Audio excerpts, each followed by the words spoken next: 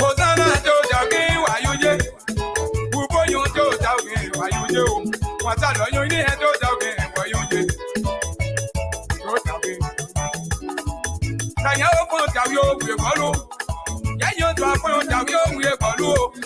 Hosanna to talking, why you just? Talking, I do talking. Don't ever never to talking, why you just? When we are to talking, why you do? What we are about to talking, why you just? Hosanna to talking. Yeah, you to talking.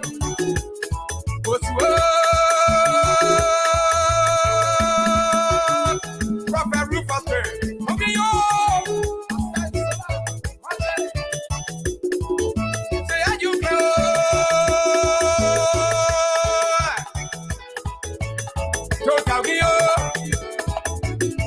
Tokyo, Hosanna, Tokyo.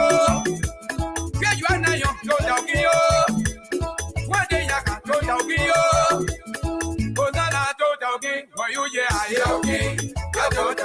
Why you, okay. One day, Tokyo. Why you do? Okay. One day, Tokyo. Why you do? Whenever you point, Tokyo, why you did? You are what we are doing, Tokyo, why you did? Mona, you clever, Tokyo, why you do? Can you? One way? Can you? Yamona, you know, money get you now, material. Hosanna, you talking.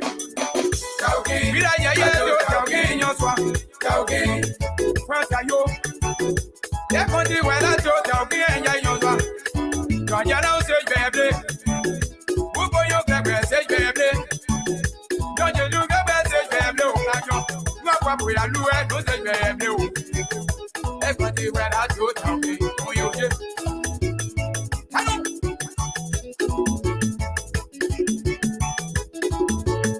Je suis voilà yo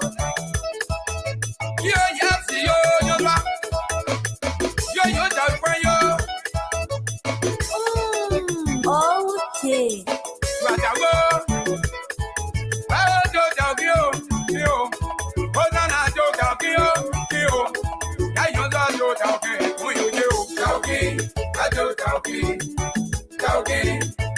Tokyo are you do? Subao are you do? Kubo yo subao are you do? Yo you say you clever subao are you do? Good like yo subao are you do? Music. Adeyo. I know you are. Come on, yes, why you? Yamu. I know never did you it.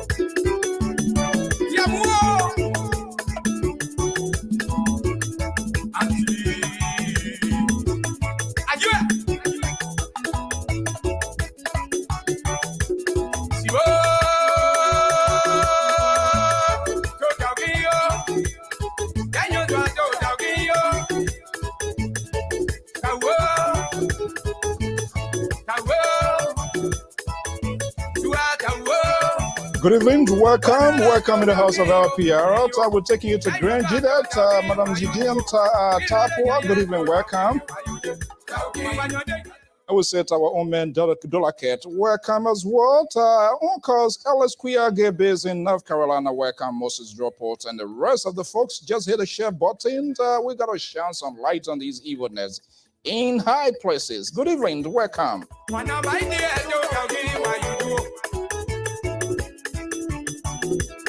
If you know a dance from the southeastern side, let's go this evening. So we have to incite some entertainment right here to right now.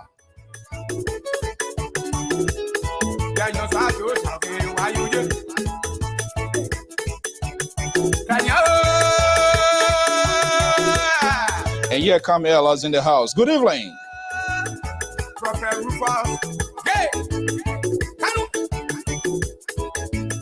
Reverend Emmanuel K7, I say, oh, Reverend Bakrake, what day? And so who's coming marching from inside Liberia? Sonita, good evening, good morning, welcome to the show. A lot is unfolding in and out. Reverend Jackson Joy,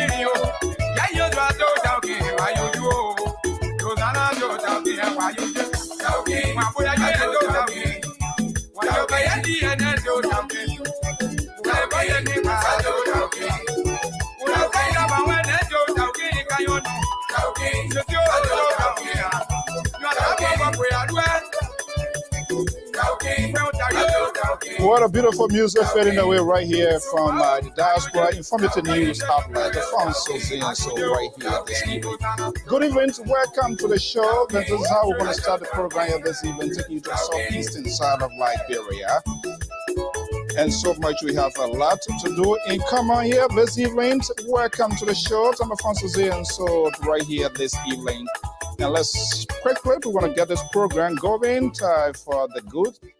Wow, what a beautiful music song here this evening. Good evening, folks. I'm Afonso Zain, so of the Liberia Public Radio and LPR-TV. We want to welcome our viewers and listeners across the globe. Thank you so much for sharing your time, your evening, your morning with us, regardless of your locations and wherever you are. A lot is unfolding inside and outside of Liberia, keeping track of major development news across the globe. I am your host and chief anchor of the LPR-TV live with the panelists. Let's get the ball rolling. Then shortly the panelists will be here.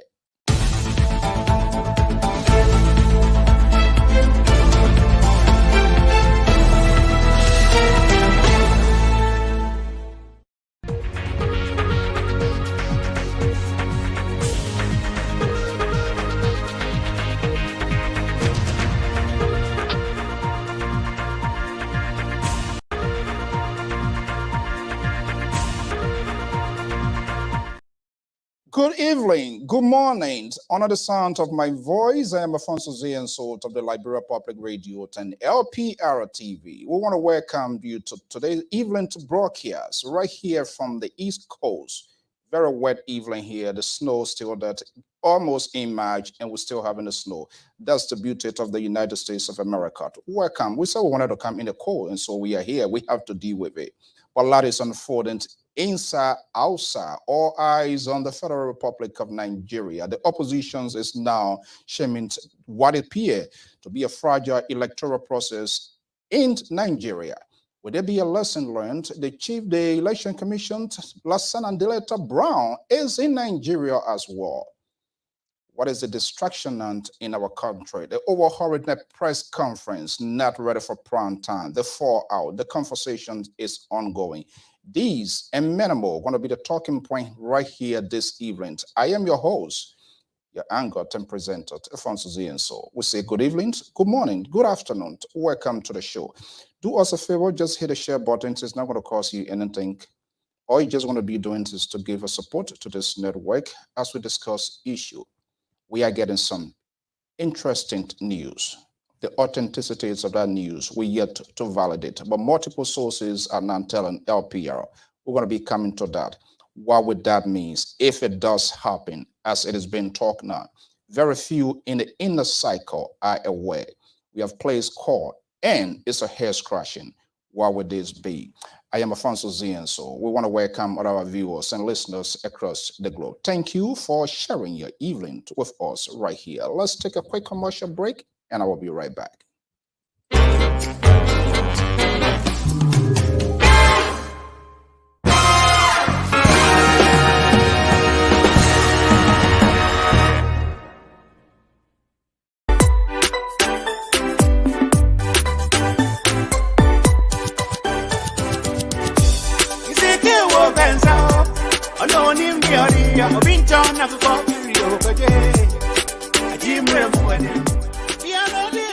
Welcome to Fiber King off of Woodland. Everyone that's looking for nice African for wedding, whatever fiber you need, you can just come over here. You have all this nice stuff. If you need ashebi, you guys can come over here for baby shower, for wedding. You guys are welcome. She have really nice stuff. You can see all over there, all those men over here. You don't have to go to the theater and then they're going to be telling you all kind of stories. You can just come here. They're already made. And for ladies, you can just look for whatever fiber you're looking for and match it for the men.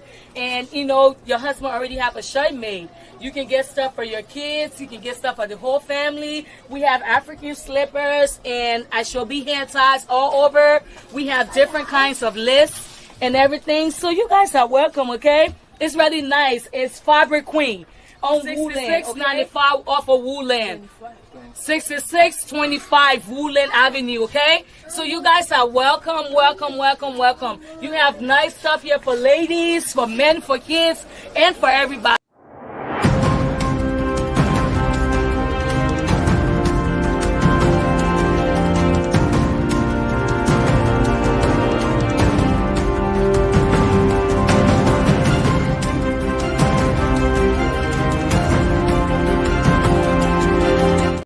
So, out of the Liberia Public Radio and LPR-TV.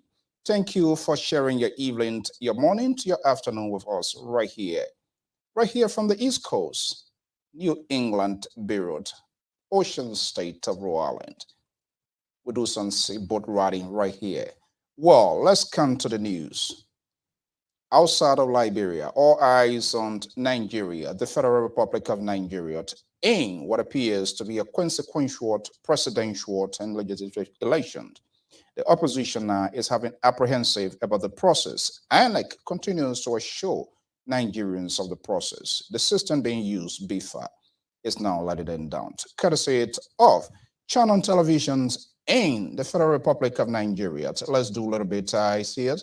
We like to keep news proportional right here on this network. It's not just all about Liberia. It's not just all about us. The Bible is biblical, right? When your neighbor is in trouble, keep eyes on your neighbor as well. The sanity, the peace in Nigeria means a lot. In Liberia, Nigerians, men to women, sacrifice their lives and they work in the peacekeeping process in Liberia. The panelists, the analysts, they are here. They will decide. We will give you the opportunity as well to make your side heard. That's what we do here. We make the news fair, balanced, proportional. Less entertainment is right here on this network. Interestingly, we just do not just tell you what you intend or what you want to hear. There are a lot at stake. The drama is just over the sea level. So there's no need to add other more drama to what is unfolding in Liberia and other parts of the world. So we'll try to stick to the point. This conversation may not suit your political taste, but in the interest of good professional work, we make the news fair, balanced. The analysts, the panelists, they are here. They have the political side, and of course, they will try to do everything possibly they can to defend their own alligators. And sooner or later, they come and tell us, knowing what we know now, I couldn't have done this. And this is why we also hold them responsible. And you, the listeners, the viewer, we also hold you responsible. Your comments, your tweets, and when you even call in, we give you the opportunity to have a dialogue, to tell us and to take us into your human and political mind. Let's get a conversation going. Joining us right now is Dr. George Toto, is our senior analyst, is based in Pittsburgh. Joining this conversation right here in my own Asian state, a writer. I don't know his side. He's still hinking, playing the game of political correctness. He tried to fall water fine line. Mr. Jones Otavia Malice is a senior contributor, analyst of the Liberia Public Radio. Folks, good evening. Welcome to the show. Let's have a conversation. A lot is ongoing. Let's see here if we manage to get some courtesy of channel televisions. Let's see what's happening. In several instances, scenes were actually created. People got angry, protests started, right? And I can mention polling units in Rivers State where this happened, right? All across. People were angry that, why wouldn't you upload the results here? But it's important because I've heard on the... Why don't you upload the result? Yeah, that's our channel television based in Nigeria. Trust me, I can get a sleep. It is this network. I'm monitoring 24 hours. I intend not to be distracted what is going on because consequentially, importantly, in a couple of months, we're going to be coming to this year. We are not having much conversations. Gentlemen, good evening and welcome. Dr. Toto Atavios, Mr. Jones, good evening, welcome. Thank you. Good evening. Good evening. Also, June, good evening. Yeah, good evening. Let's be our brother's keeper here. Let's start here. And I know I've been saying in the chat group here, you are Liberian, Nigerian, in your own words. Folks, you listening, don't take me off my word here. But Dr. Toto, you are monitoring what is happening in Nigeria. What is the significance of that? Why are you monitoring so much of the news unfolding in Nigeria? I mean, the reason why Nigeria, is a second country to me. I live in Nigeria. I went to school. I did my undergraduate in Nigeria. So Nigeria, I have more friends in Nigeria, family in Nigeria that I communicate on a regular basis. So I have been there when Nigeria went through some difficult days.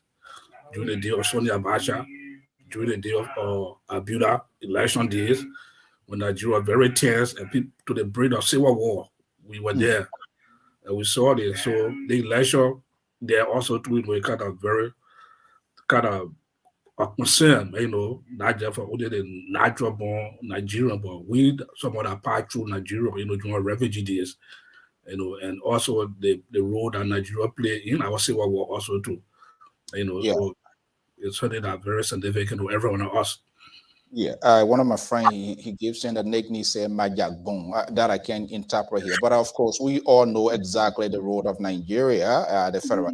Nigeria led the maritime instabilizing Liberia, no questions about that. So whatever happening in Nigeria, we need to keep eyes on it. War leaders and a lot of group here. So Jonathan Tudulake is a strong supporter of the opposition Alternative National Congress. It's a senior analyst of the Liberia Public Radio based in Sacramento, based in California. Well, let's see here. We're going to be bringing here, but let me come right here. Home state here, Ocean State. If it is from Ocean State, it got to be good. They say our state is small, but we got a lot of great and good people here right here. And now, of course, Atavios Mali Jones is no exception. Jones, are you monitoring what is happening in Nigeria? Oh, yes. I've been monitoring the unfolding events in Nigeria. But I would just like to inform this platform that election comes with consequences. And for Africa, the consequences sometimes they can be very enormous. And I'm following the election in Nigeria because there are too many similarities when it comes to the very African elections. And some of these similarities are very indicative of cheating, foul play, intimidation, and so forth, so on. And just 8 hours ago, noise has already begun coming up from Nigeria that the ruling party, Bola Tinubu, is, right. yes, he's ahead 40%. When you have 90 million people who voted to register, that's call for alarm. In fact, the opposition, they're already up running on this issue. So far, yeah. The PDP and the LP. Let's just give you yes. Don't make it like a desire here this evening because okay. Let me go to the Liberal state here to where an insider from a legislative insider from inside Liberia, but he's here. He's a senior analyst here on the Liberia Public Radio, Mr. Jonathan Tayo Dolake. Jonathan, good evening. Welcome. Yes, good evening, Mr. Sword, and good evening to my brother Toto and Mr. Mali. Yeah, good evening, sir. Okay, let's welcome our friend here, William Kamara. Say he's joining us from Carway. In fact, as a matter of fact, Carway is where my daughter is. So, William, you are a good guy. You're going to get a handsome reward. Just do me a favor. Inbox me to your numbers. I'm going to give you something. I don't intend to call here, but thank you so much. And this is why it's so significant when we come to this conversation here. We have to be very honest, fair, straightforward because someone in Liberia about this time awake, I think they believe it's after 1 o'clock to be listening. It means there's a lot. They want to know what is happening in and outside of the Beltway. Okay, Jonathan, let me just bring you in here. Nigeria it's not a stranger. It's not strange to you as well. Are you monitoring in Nigeria? Because very shortly, in a couple of months, we're going to be having this sort of conversation here. Are we watching to see the lesson learned and potentially we can get our house in order, especially the National Election Commissions and all of the stakeholders? Yeah, I think is it worth it. It worth it. Reports that have been coming through writers states clearly that that former Governor Tinubu leads the presidential election race with 30-some%, I think 38%, followed by former Vice President Atiku Abubakar of the PDP, People Democratic Party, and then Peter Ovid, who is the young people driven, have some 20-something%. So it is quite interesting. What is the sad thing for me is the saddest thing for me is that the process marked with early election violence and what have you is the saddest thing for me. And I hope that they can overcome it with time and again, and that the Elections Commission can convince everyone following about the free, fair, transparent, and credible process, so that people can have confidence in the process. Yeah, when you say the violence, that has been ongoing for the most part here, and I've been listening to some of the pundits and analysts on channel televisions. This seems to be in a less happening than previous elections in Nigeria. I think the commissioner, and I listened to them, they've been giving some sort of fair analysis. Commissioner Connor, the commission is in the middle of a road. They made it clear that those who are not assigned within the proximity of the electoral process, assigned officer or paramilitary, do not carry arms. That opened the room. At the same time, they try to be careful to walk a fine line, because there's a lot we should learn here from us as a nation to almost to the electoral process. They are also afraid not to have a lot of paramilitary or police deployed, so that the electoral ground cannot be seen as a militarized area to create intimidation from voters from going there. So it's kind of like a dicey situation. Don't you think so, Jonathan? Yeah, yes, we all see it that way, But again, like I said, if the opposition has a claim, it is the electoral body that must convince the opposition of the process. Again, the electoral process is a very delicate process. Poll watchers at different polling stations are informed of the empty ballot. The seals are unbroken. They are recorded. When the ballots have been done with for the day, the seal that is placed on it after counting is recorded, by the poll watchers. So until the poll watcher prove beyond all reasonable doubt that indeed they are misgiving, egregious enough, to overturn the election of a particular constituent, we should still keep it as it is until all of the results are brought in. It brings us to the conversation of our upcoming presidential elections. That is why it is very key for us, for an individual or ruling party to cheat in a presidential or in an election. It means that the opposition may have given her, the reason why they should cheat, maybe because the lack of their presence, or they're not following closely all of the processes leading to the vote and its subsequent counting and the results thereof.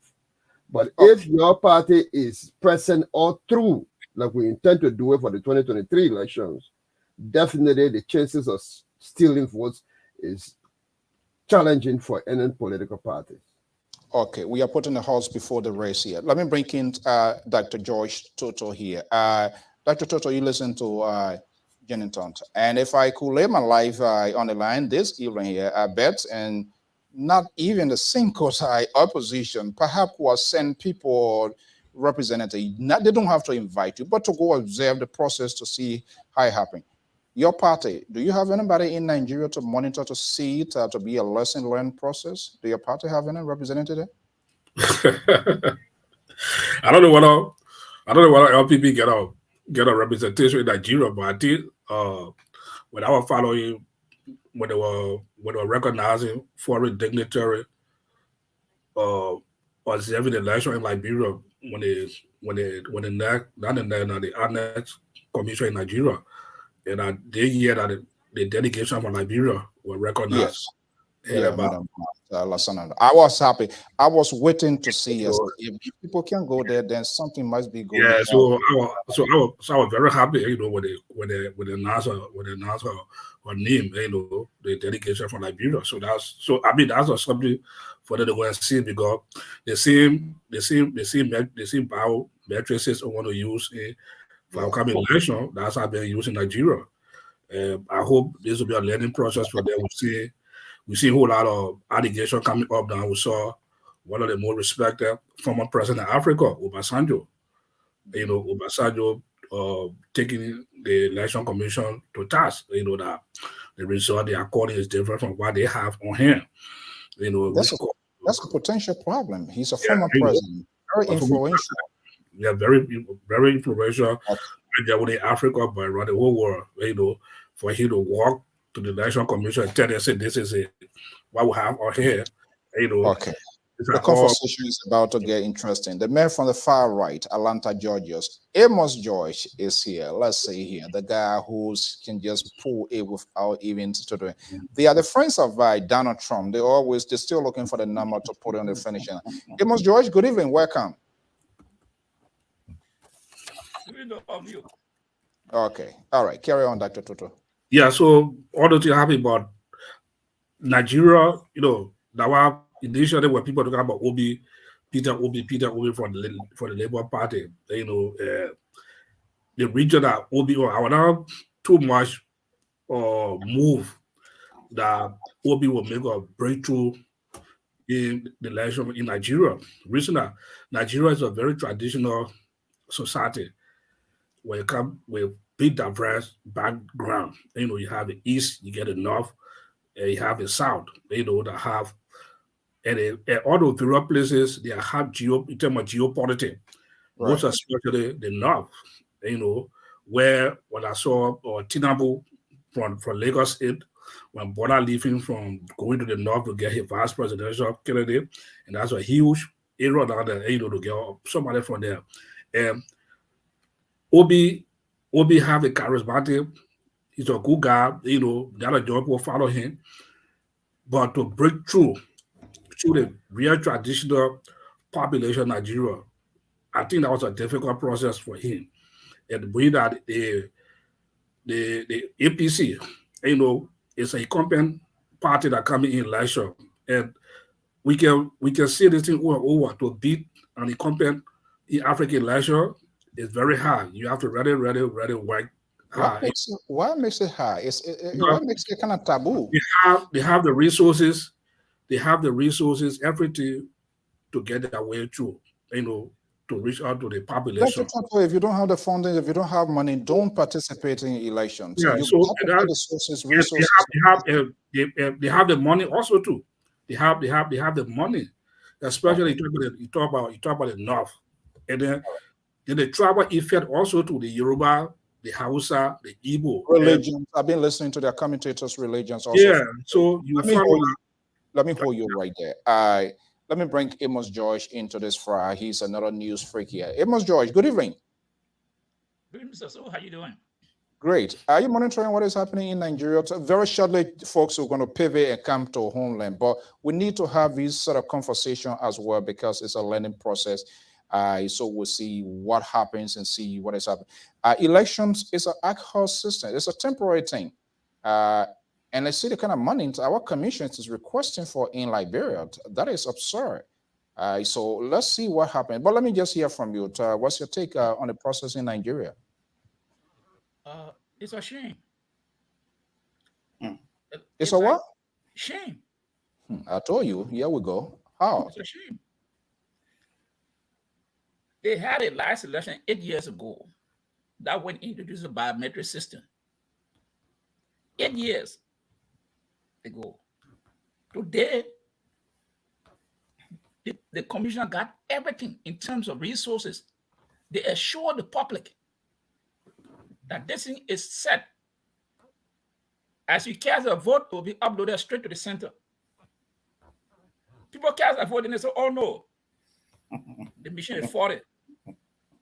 When you are told that people, the whole country, 2.90 million people, you are told that everything is set.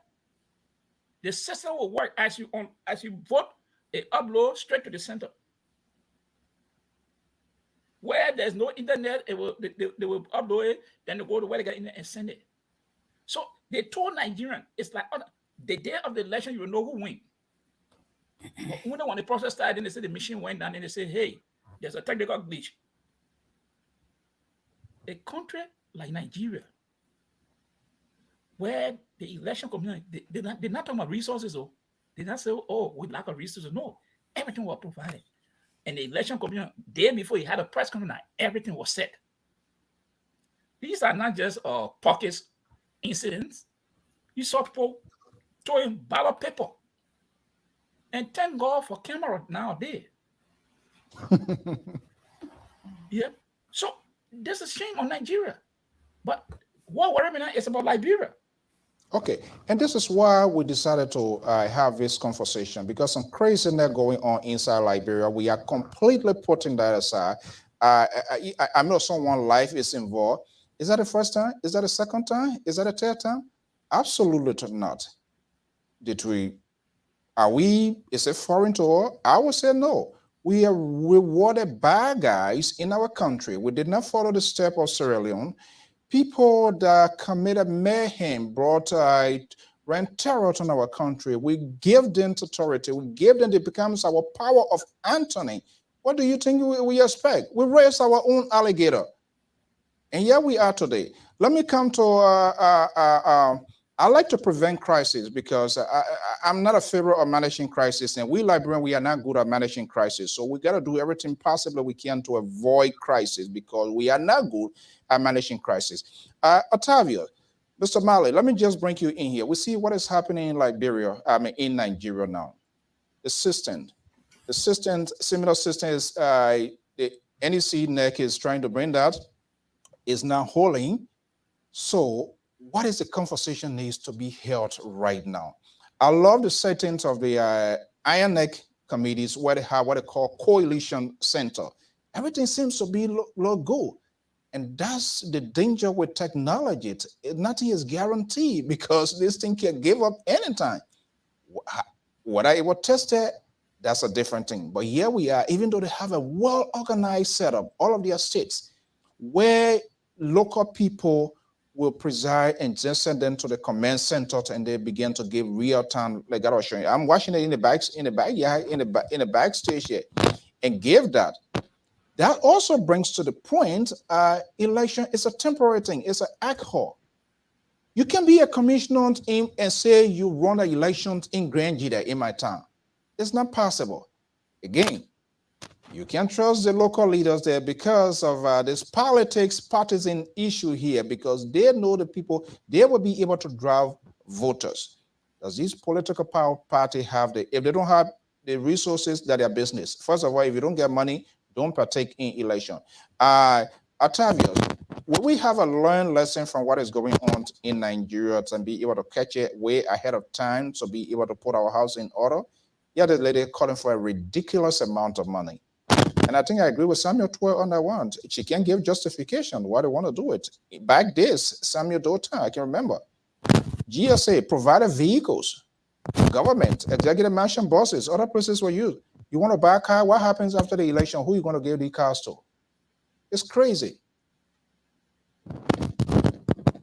Yeah, I think I want to lean on the side of Dr. Toto. I think he just summarized this whole thing. You see, at times, the ruling party have got enormous power. But before delving into that, let me just answer your questions. The question is that the African election and the African leadership, they do not learn lesson. They repeat the same old garbage history. Because, as Dr. Tutu said, whenever the ruling party put up a candidate, trust me, the mindset is that they will have to do everything because government is continuity. And when the next leader is leaving, the only difference that came in our scenario with Georgia coming into the middle is because Nigeria was a power broker for our time to be Georgia time. Other than that, you would have seen a different story in Liberia. So with the theory of continuity, this guy is going to do everything to make sure his candidate win. No two way about that. And with the issue of lesson, we do not learn lesson. We rather multiply the problems. What's happening in Nigeria now, election, as I said from the beginning, come with consequences. The issue of intimidation, election violence, there will always be issue of election. But the question is the magnitude of the intimidation, the magnitude of the violence. I think that's what we need to be talking about now. And as you said, moderator, we are running a political system with huge level of impunity. You see, all because we thwarted the TRC that should have been in place to minimize some of the state crime that is going on. And the issue of the biometric system, I just want to tell you that the biometric has got a downside. These are not law and gospel gadgets.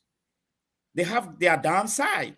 When the World Bank came out with $62.7 million and set aside 25 African states that have the symbol of stability, they decided to introduce the biometric system. And this is system, in my own belief, is even above the understanding of the voters and even the various election commissioners in the various African country. I yield. Okay. So, Jonathan, what should be the concentration on NEC, not only NEC, all principal players to begin to have some genuine conversation ahead of our consequential elections? This time, not only the presidency, the two branches of government, 73 seats, at stake. People running campaign, not campaign. He has now opened. People going here and there, doing their little bit Jehovah Witness type here. Of course, chanting, rallying. That's another version of itself here. But are we having the conversations at a higher level? You have NEC Liberia is requesting for this sort of huge, ridiculous amount of money, knowing fully well, I'm not sure whether they're going to get it, who's going to give it. I can say it, the behaviors or the attitude of NEC chairperson, one can say it, she's already compromised. And when credibility comes into questioning, international community, people, donors, they become apprehensive in giving the real funding needed. Should we, both the citizenry, advocacy group, the lawmakers, national government, political parties, should they begin the conversation? I am not talking about this conversation of just bypassing, I blame you, you blame me, no. But how to address the problem, to find remedies to these potential problems that we are about to face. Are they having that conversation now? I hope that they are having such a conversation right now, because they are all how you call it, measure used to curtail future problems. And we can say all we want to say about the TRC implementation, and the lack of the implementation of the TRC. The lack of implementation of the TRC, things that happened prior to the CDC government coming to power, and I'm just talking on the broad spectrum about the National Elections Commission, where she has some level of misjudgment. So things that happened prior to the CDC government coming into power, some of them there were missteps, some of them were not well calculated for the best interest of our country. We all agree. But under the matter of the CDC-led government, we were assured, Liberians, 14 out of 15 countries were all assured that things would have been improved. Everything that happened in the past will remain in the past. And this is hope for change mantra that have been introduced. What we are now witnessing, like in the Nigerian situation, let it not come as a surprise to us. Like we have said countlessly, those incidents have occurred over a period of time that we are yet to have answer provided, whether be it through report or not. They are all reasons that gave people fear. Should we intend changing government, like many have said, changing an incumbent government, especially in Africa, that have only lasted for one term, is challenging, because in most instances, the government doesn't see her mistakes, her failed system, and then every time the people try to usher in another government through a democratic means, the governments tend to have a pushback, and sometimes end up in this kind of chaotic situation of electoral violence. And so it brings me to the question now, whether I think we will flip the coin, maybe in the not too distant future, but it brings me to the question about the most talked about case that we have on hand. And I think you will introduce it later. But we're coming to that. We're coming to that. Yeah, but what draw my attention when you talk about conflict in election is that when the mayor said that there is no shortcut to the leadership of our country, at a press conference, the Valley Telly was accused, and that the mayor was accused, Koji in person, and then the explanation went further to say there is no shortcut to the leadership of our country, as opposed to talking about the death of the innocent child. I just wanted to rest on that. Dr. Toto? Yeah, to address that question, what's the way forward for, let's say, for now? I think based upon what all we are seeing in Nigeria now, with the technology problem, the biometric system, I think we have for that to would just be, or in the next few hours will be a new March, and looking at the gap really from March to October now. I think what they needs to do, if Saboteur or the government that want to fund this election, they want to have a credible election, I think NET should start doing some training to start providing some good training to those that have been hired to carry on the day-to-day activity of the election in terms of the registration process that be coming up pretty soon. The other thing, let people be trained. If the government can spend a good bit of money on training, I think it will help to reduce some of the bad practices and things that we see in Nigeria, and also to provide some proper voting education. We have a biometric system that will be used pretty soon. Liberia will have people in the rural area, people that live in Total and Grand Junior County, people from Total and Bon County in the village that don't even know how to read and write. How they going to put in to let's say to put their vote into the biometric system. So proper training to be done. I remember during the last election, the debating election, I was in Liberia. I was one of the international observers, for that. And if you see some of the ballot boxes in our mesa, common thing when people go vote, I saw one of them. I didn't play the last. The other person want to go vote. Instead of them voting, the person take the person to draw or java they don't hear on the ballot box. Ignorance. That was invalid vote right there. Ignorance. The player. So all kinds of things. I didn't play to laugh. See all the invalid vote. How people are designing, people draw. We are here, and but it will be happy to buy everything. So this is where I have to come down to Okay. provide good training. Talking about night. Male is laughing. Let me lay you his laughter. You want to share that fun with all. Amos Joyce. Yeah. The issue of this voter education, like what Dr. Toto is saying, I saw similar thing like that during the Taylor 2005 or 20 election with Helen Johnson Sirleaf, and it's just complete ignorance, and that what is still happening is yet to go away. Should we leave this voter education alone with National Election Commission? Would that serve us a good purpose? No, like your political party, we can do more because we can try, but there are instruments supposed to be used, and these things supposed to be taken out there to show demonstration how people should go about using it when it's time about voting. So that is next responsibility. Other several groups can come in, but next has to take that lead role to bring out this instrument. Hey, this is the finger you use. So I'm looking for the job, not to interrupt you. I want to be the president of the Republic of Liberia. Let me be Tiawonse Ogongloye here this evening. I want to be president. Should I wait for NEC when I'm going around? Can I create that sort of awareness? The important, you want me, instead of like drawing somebody, you think maybe, You can talk about it. Right. But you don't have the material to demonstrate that yet. You can in letting the people mind, but you don't have the material to show the people how it will go about. So NET is the one that's supposed to put this thing out. The exercise, and people will go out there to start educating the people. But I always say this thing here.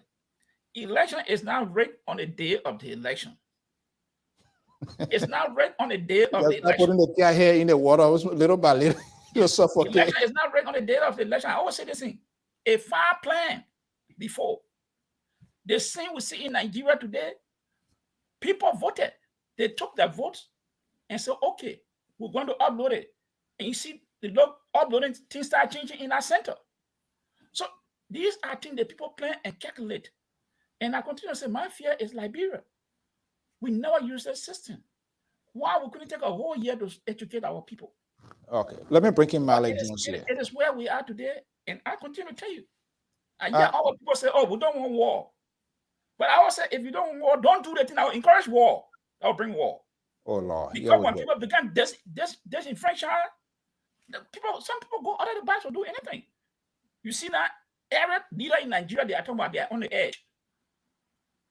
Nigeria, the citizen, the senior citizen government officials, I think they are on the edge because they see the young people. Before we take our commercial quick break to get a glass of water, let me bring in Malik Jones. Mr. Jones.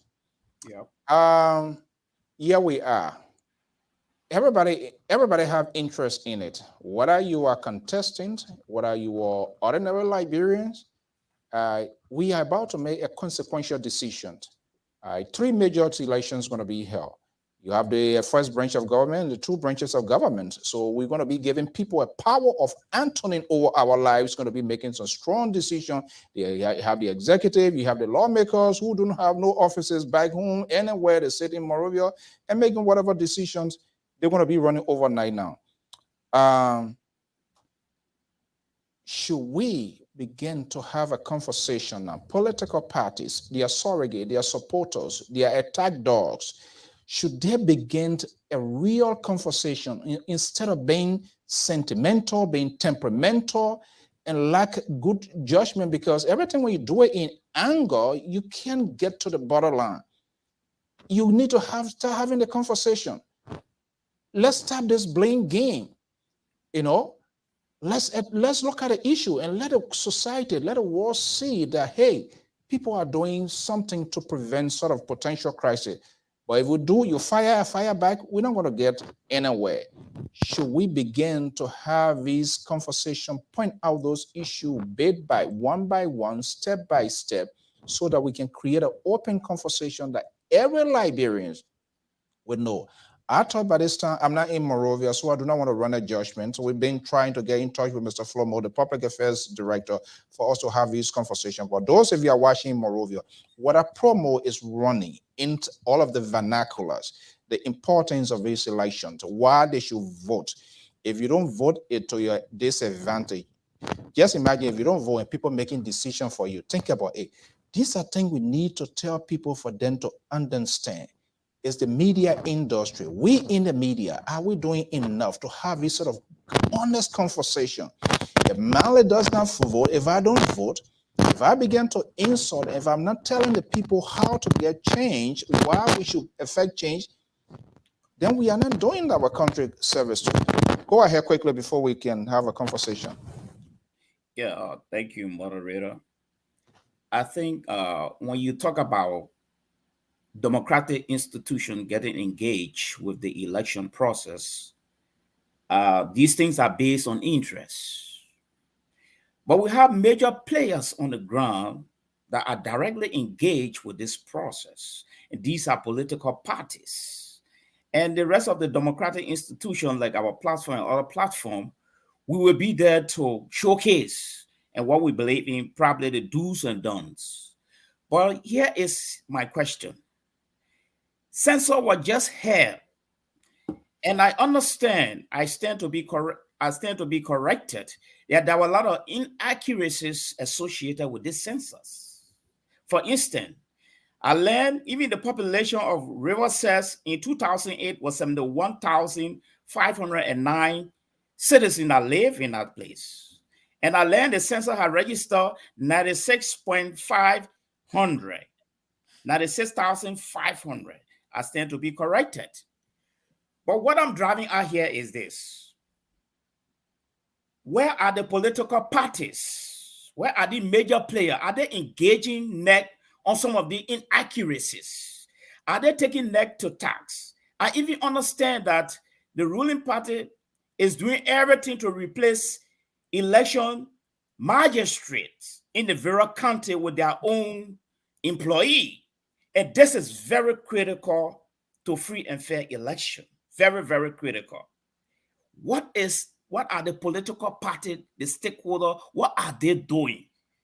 So my conclusion here is that it's like everybody have just compromised things, and it's like things are normal now. And the day of election, people expect good result. No. The most dangerous part about our election is that the incumbent is in the driver's seat. That's the most serious part about our election. You see? And he's determined at all costs to cross the bridge.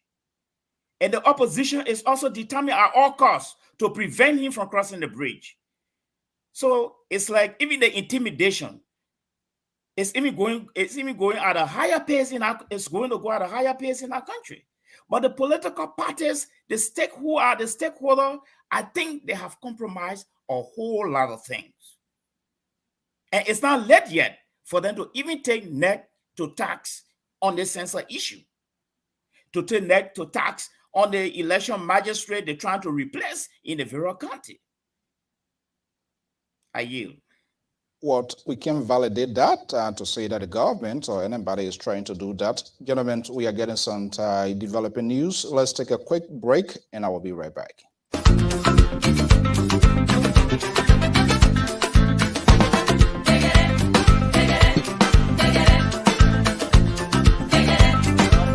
Welcome to Uncle Musa Grocery, 6523 Woodland Avenue in Philadelphia, Pennsylvania. I'm a customer of Uncle Musa. I came here to get some things from grocery. Their things are so nice. They never get expired. They are the best quality. They have the best price ever anyone can get. They have so many things like cream, like meat, a lot of kind of meat. We have so many kind, and it's the best grocery store I've ever seen here in Wood. They are located at the 65th and Woodland. If you want, I really appreciate you guys to come over to come and patronize with us because they sell the best quality. Uncle Musa's Groceries on Woodland Avenue, 6523 Woodland Avenue, Philadelphia, PA. Musa's store is composed of varieties of African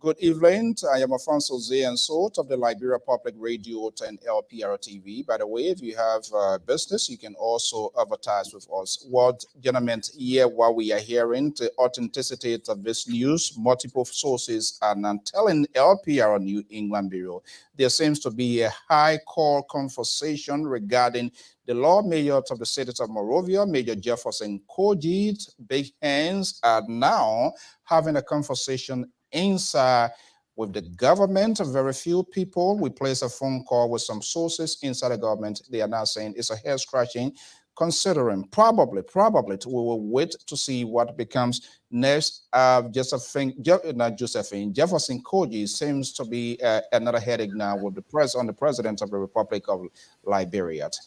Other international community are now raising the concern. The conversation is going on as a result of this, and then we're going to come down to the conversation. Let's listen.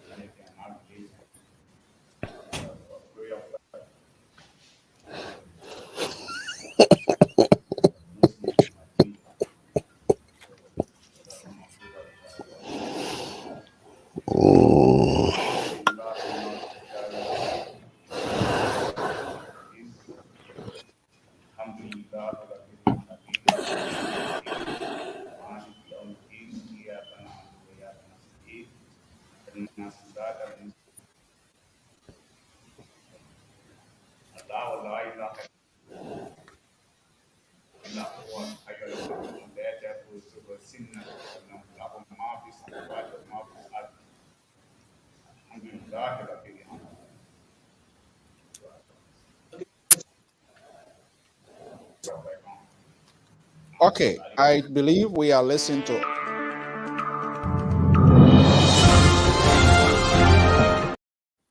other days. Let's have a conversation just lately, and we've been having this conversation talking to folks. I remembered why the issue of the former Chief Justice, high-profile person, the consistent allegations against the Los Angeles mayor when it comes to all of these things that is going on, seems to get the attention now of Uncle Sam, and a lot of conversation is ongoing with respect to the continuous stay of the Lord Mayor of the city of Monrovia. Hearing what we are hearing, multiple sources has confirmed this extensive conversation is ongoing. If Uncle Sam and other international folks seeing what we're seeing happening now, continue to have this push with the government to remove or to have Koji step aside, seems to be like how the late Samuel Dodd, Grady Allison's, and other folks, we saw the moving away of Nathaniel McGee. What I hear for good, the porcupine, like Sister says, is being placed in the zoo. So any other thing done is done outside of the public domain. For our indications, Koji now is the face of the president and the CSEX.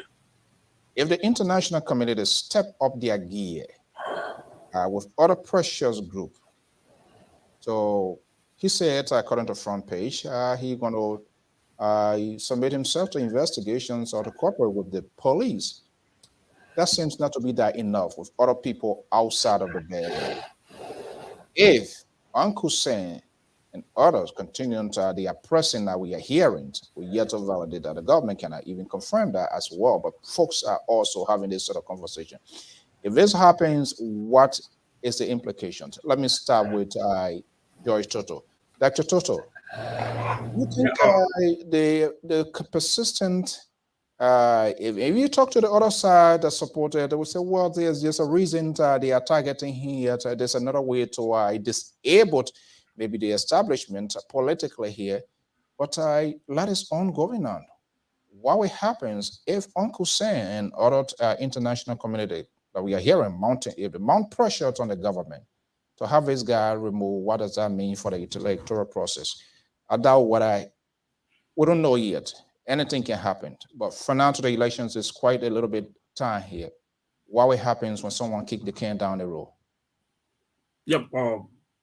First of all, political, I don't think if Uncle Sam look at all the information that is out there against this gentleman that been accused of committing the murder, and the evidence is so glaring, that Jefferson Koji have to come clean, and do what he need to do. But if all the international community of Uncle Sam try to step into the case here, I don't think it will have any significant effect on the electoral process. Not necessarily the protest. I mean the ruling establishment. Yeah, the ruling establishment. The ruling establishment have to find their way to see how best to take that message out of the people if they want to win the election. If they think Jefferson Koji is so more important to them, then focusing on the election, then it's up to them. And by the way, said Liberian, I don't think Liberian people want to even see them to be re-elected. And the information out there is so glaring. This young man, first of all, he appeared for a press conference. If I all his main business, he had no legal person sitting there himself like a lawyer to even try to direct the process. And I don't know what he have any kind of legal person to represent him or to even talk on his behalf. He just appear in a press conference. He cannot even address himself. You see his body language, everything, kind of speak to what is going on. So there's a lot of things. And I listened to the police press conference today too again. And the police conference, the police cannot even give a good press conference. They can't even get a good report on what is going on. Like everybody just confused, when it comes to the one incident. So if the international community comes in, that would be so good, because these are some of the things that were in the 80s during the Samuel Doe regime. When we saw some of the things coming, or Uncle start putting their foot in it, people try to resist it. We saw how the country started going down gradually, and it affected so many people today. Since 1990s, so people can even get back to where they were before. And we see the same thing in our society. If the ruling party in the Jefferson County is so important to them that they cannot take a strong stand against it to address some other issue, then I don't know how to ready or determine the IE. Okay, Emma Joyce, let me come here. The other second school of thought and those who support the ruling establishment, they say, wait a minute, Mr. President, watch and see.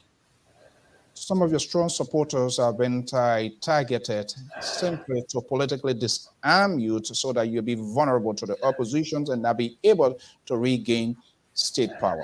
That would be their talking point. That would be their argument. And it would be more concrete to make reference to Nathaniel McGee, who is the former Minister of State for Presidential Affairs, a very close ally, who more or less are going to be the face of the series. You know, it's glaring. There were facts that come all that link him to this here. But it would be, people would be in denial of that and say, no, this is not a case. Do you think if this comes to that point, what could probably be the decision of the president? Well, hey, as I know this president, hey, people are people. So I do not expect him to take any dramatic decision. What happened was, Nathaniel Marcus seaters, so any run moving about. So I don't expect any major decision. Is it being targeted wrongly? Well, is anybody willing to come up with some of the facts, some of the things, and not just exceptions? Anybody willing to evidence, facts on those things? Hold on there. When the thing happened, I said it last time. I said Councilor Liberia and Jefferson Kuri got a beef. I don't know where it came from. They have a beef. But I said, what Councilor Liberia announced or said, I said, I will approach it with an open mind. I'm not saying it's true. I'm not saying lie, but I can't take it through all the window. I'll have to look at it. And I said, I want Jefferson, the next day Jefferson will have a press conference. I listened to her press conference. Two things he said in that press conference, and I said that Jefferson will need to answer more questions. And if you have that tape, play it. The first question the guy asked him, do you know this guy? Do he work for this corporation? And if so, he carry arm. What do you have to say? Jefferson dropped the pen and sat down and said that was complicated. He cannot discuss who worked there or who doesn't work there. And the arm issue was the security matter. He cannot discuss security matter. But then in his complaint to the Justice Minister, what he said that the man worked there. So what was that difficult that day that he couldn't say to the public? And if I don't expect him to know all the officers in the city corporation, I will give him that. But did he call the director of police, the director of city corporation, and say, hey, do you know this agent? And if he work here, where is he? Bring him to my office because there's an allegation leveled against he and myself. Let me talk to him. He didn't do none of those things. He came and said he cannot discuss that issue. But in the next day, he go and send a letter. This man is mentioned in there. That's why I said Jefferson Koji need to answer some question. Okay. I mean, people can, but let me just. He's willing now. So let's ask Male Jones. Yeah. The problem is not just on it here. It's always like that. There's a reason people have consultant, they have advisor, they have other people, regardless of you being minister also. They always have some sort of maybe media advisor or consultant and all of that, because when you go before the microphone, it's almost you are ready for a prime time, especially when you are being accused of something of a grave concern. Your first output that will kind of like set a tone to the public out there, which of course the public judgment itself is a huge factor into our society. The press conference of Major Koji recently, following the accusations. If you have that tape, you can play it. I will play it. Yeah. I'm now one of those the soundbite or working out of what's his name, video. If you have it, don't keep it to your chest. Put it out there. Let we all see it. Don't tell me the president killed this one, and all of that. As far as I'm concerned, it's like an abstract. There's nothing concrete until I see it. And they kept holding this information and throwing this thing out there. It's just not helping the process. But let's dive into the press, state press briefing there by Major Koji. Whether it was a help to his career as well. Let's see here. Okay. Let's see here. Murder saga of a citizen of our country. And we have our backers. And I think if this is environment enough to gain the attention of the Justice Minister, of contact, Foreign Minister, of contact, that these individuals are within the bailiwick of the United States of America. And I hope speak directly to the ambassador, the American ambassador. People cannot be using the American sword and trying to ferment chaos and trying to undermine peace and trying to engage into incitement and empty speeches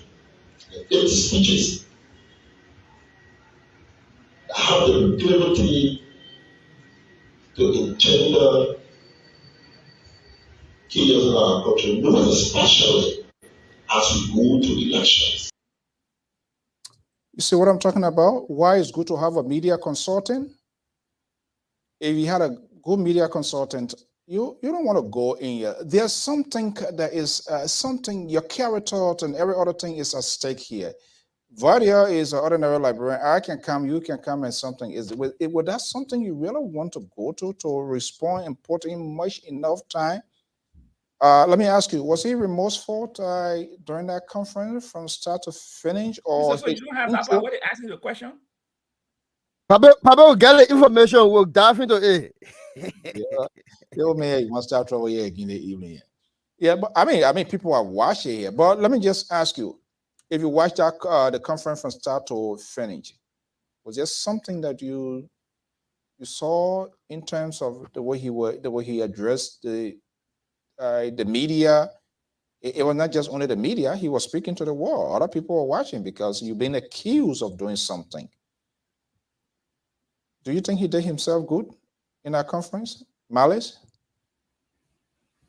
Well, depending on what spectacle you are using, if the CDC using that spectacle, they will tell you that he did spectacularly well.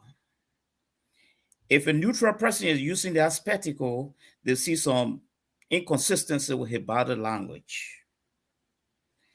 But what I wanted to stress here is that from time and time again, if reading the tea leaf of the CDC, the lawmaker have been associated with the deplorable aspect of his party. Everything negative is always in that direction. So I've been wondering why. But besides that, what's happening? Is he targeted wrongly? Is there any other reason besides something that we do not know for which is going on like that too as well? Okay. But then, yeah, if we should come from that direction, then Jefferson Kochi has to be given a day in court. We cannot preempt the outcome of even his body language. Then he has to be given his day in court, because this is not the first time we've seen such a scenario. It happened with the TD auditors. There were press conferences again, and we saw body language there, and everything just went cool. Somebody got to take it to court. Who's willing to take that to court to produce evidence? Because when it goes to court, it's no circumstantial. The both prosecutor and defense counsel, they're going to argue on facts and not feelings, emotions. That's not going to factor in before a court or competent jurisdiction, and that's not what's going to happen. So if what's his name, Councilor Verdia, who say he has a high court evidence, is he willing to take this thing to court? Or is there anybody willing to testify to say, this is what we have? And based on what we have, we are convinced he has been the person behind all of these things that are happening. Is there anybody willing to take that bull by the horn? But Jefferson, what you say? Go into court. Jefferson, what you all right. In Liberia already. Okay, fine. Then if that would be the case, then I would strongly want to support Jefferson Kochi going to court, because his reputation is on the line. So he has to go to court. Who is taking him to court? That's what I'm saying. No, he has to go to court. And he's taking the man to court. He taking the counselor to court. Yeah. Okay. Because the counselor have made numerous allegations that really have some serious consequences on her reputation. So he has to take the counselor to court. Okay. Jonathan, is that a natural water or drink you have in there, or you just having fun here with us? I don't see nobody can drink water like that. That's not natural water. Nobody can drink natural water like that. That water, yeah, hot water, yeah, meant for the body.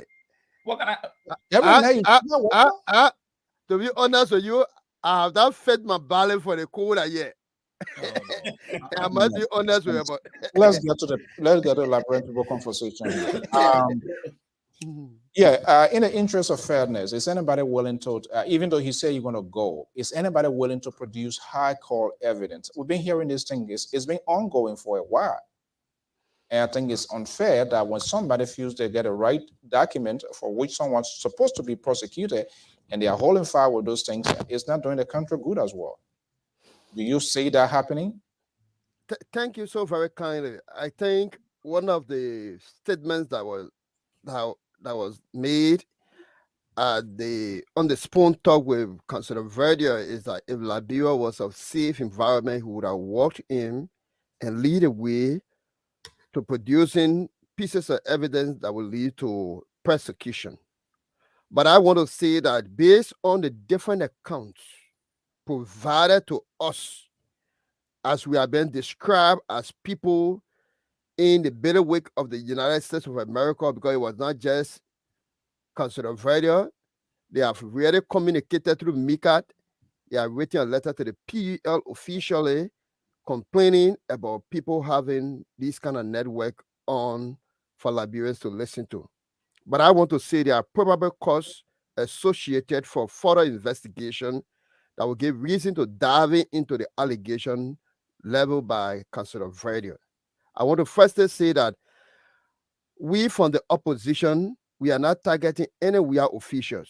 It is only that mistakes, like many Liberians were discussing a small corner, that have given our urge to elevate the conversation for which they think the way to scapegoat the situation is to say we hate them and we are targeting special individuals. But let me say clearly, Mayor Koji in his press conference tried by every means to not have any close association with Mr. Valley, to the extent to which he pretended that he didn't even know Valley that much.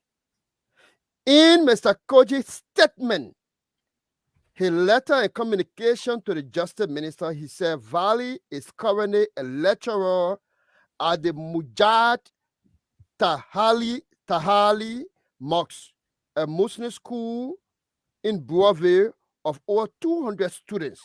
It's a motive. It's a motive. He's trying to give the guy a different impression. So that was the first introduction I gave. He's an imam. His second introduction, which was in passing, which was negligible in his thinking, was that he in the employ of the city government of Monrovia. But he laid more emphasis that the man is also a peaceful citizen. Now, if we go further to listen to Sheikh Ibrahim Sakor narration, that Valley excited to that he and Sheikh fought, demonstrate further that Valley is not giving the rightful information, because Sheikh has said that he never fought. Wozi and all of those who were in Lufa at the time have demonstrated, given the history of Valley. Why are we concerned? Councillor Gloria Mususka said in a statement, this clearly suggests in a rebuttal to the national police that out of us, that is the first line of security for civilian citizens, made an insinuation that Councillor Gloria Mususka condemned and further strengthened her argument in her communication.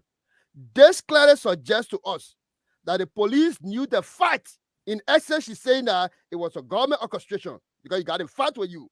Even before the investigation was conducted, that means even before the issue happened.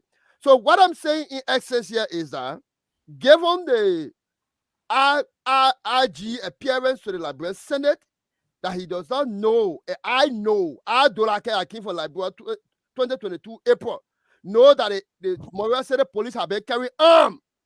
So if the RG is saying that he doesn't know, it brings us to the Nigeria election. It brings us to the Nigeria election. So what Pajo said about election rigging, it is not on the day. This intimidation started before. Like I said on your platform before, those who the president gave executive clemency to, more than 100 plus people from the central prison, they have been absorbed. They have been absorbed into the DA and the Montreal City Police. So people should hold on 1 second. Let's go to this caller here. Caller 612-275-6168. Good evening. What's your name and where are you calling from? Yeah, I'm calling from Minnesota. Okay, Terry, good evening. Welcome. Good. Thank you, Mr. Sawyer. So let's hear from you. We've been talking a lot here. Where is your attention drawn? Yeah, it's just on the whole saga. You were right when you said that there have been no piece of evidence. So all these things we're talking, they are rumors. All right. In as much as I don't like the job we are government, but these guys, Councillor Verdier, have done this public a very bad service by not providing one evidence on the issue he presented. All right. You given or everything is alleged. And he brings these allegations in a political season, and he made a statement that he don't like we are. So it's more personal. All right. He's giving, and he's a lawyer. All right. So if you do have these evidences, let it be provided. Let it be provided in any way. We got oppositions on the ground. They can fight it. One of the things we need to understand is that police cannot do an investigation without a crime committed. A crime has to be committed before police do investigation. The only thing here is that Jefferson Coach, with all the evil they've been doing in the country, they're not smart. They're very dull. Why you have to go talk? They have proven to the public by bringing the voluntary man and even he, the Jefferson Coach, that something is wrong. But with all of that skepticism that we have, there is no proof. There is nowhere that you can leave police to go start investigation. Police can jump and say, oh, yeah, because Councillor Verdier said Vanny Teller was involved. So that means we got to call Vanny Teller to start investigating. On what basis you calling Vanny Teller? What is the link? How can you investigate somebody without any link? Then Gloria Scott refused to discuss with the police. She refused to get the police any information for them to start investigation. So even if the police is not trustworthy, what will we base our investigation on when you who have been victimized by the criminal cannot give any information to the police? Okay. Mr. So that who the quarter on there, now get information. Okay. All right. Terry, you're not a stranger to this network yet. Callers, analysts, the hosts, we all should be held accountable of our own state. Dr. Toto. Yeah, he said you fire a motion. What is granting? What is sign coming from? So yeah, go ahead. The quarter saying that Jet is out, did not give the police any information. It was so Jet is out revelation that she had complained to the police on 2 different occasions that left at 8:30 that somebody want to murder her. So I don't know what information the court trying to provide on here that Justice did not give the police any information. Mr. So let me just say something. He mentioned something. You know, there's no way when you come here you must sharpen your. Now listen, Mr. So he said that Verdier. Yes. Verdier said something. He said he got evidence. The Minister of Justice can liaise with Verdier and say, look, you have made some revelation. Help us with the investigation. Can you give us some information?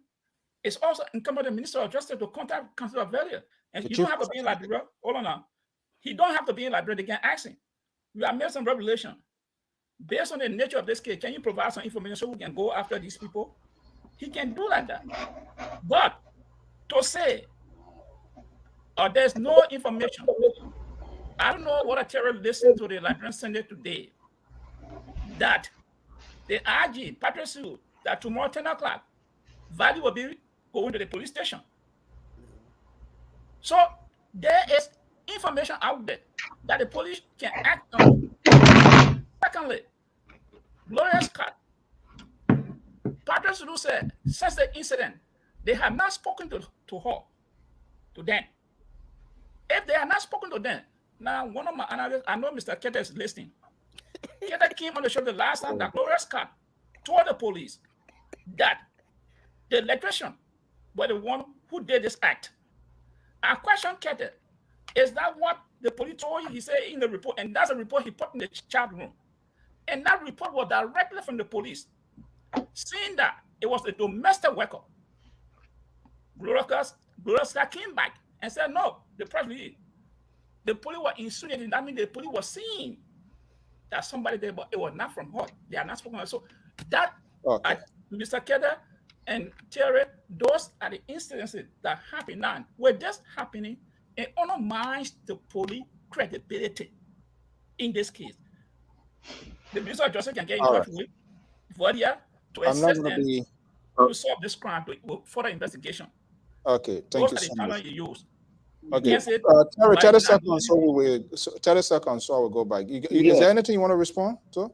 Yeah, Mr. So you see, that is what that is what we're just saying here, right?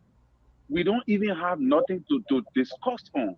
We're just saying what radio said. All right, the police said Mrs. Scott have not spoken to them after. I'm not talking about, yes, she said that her life was threatened and somebody want to harm her.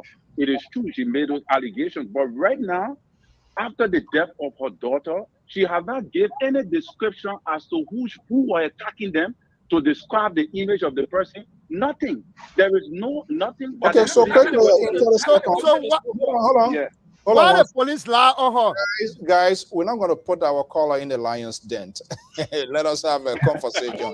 It's one of our, I mean, like, that his view, that his side. We must respect it. Let's just have it.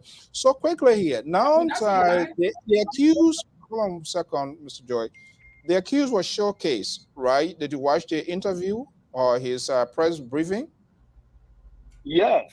Okay. I thought Vanity. Yeah, you watch it? Yeah, I watch it. His physical morphology shows that there is a skepticism. There is something we can only assume, but there is no evidence, Mr. So that's what I'm saying. No, I'm just asking. Okay, thank you so much. I watch it.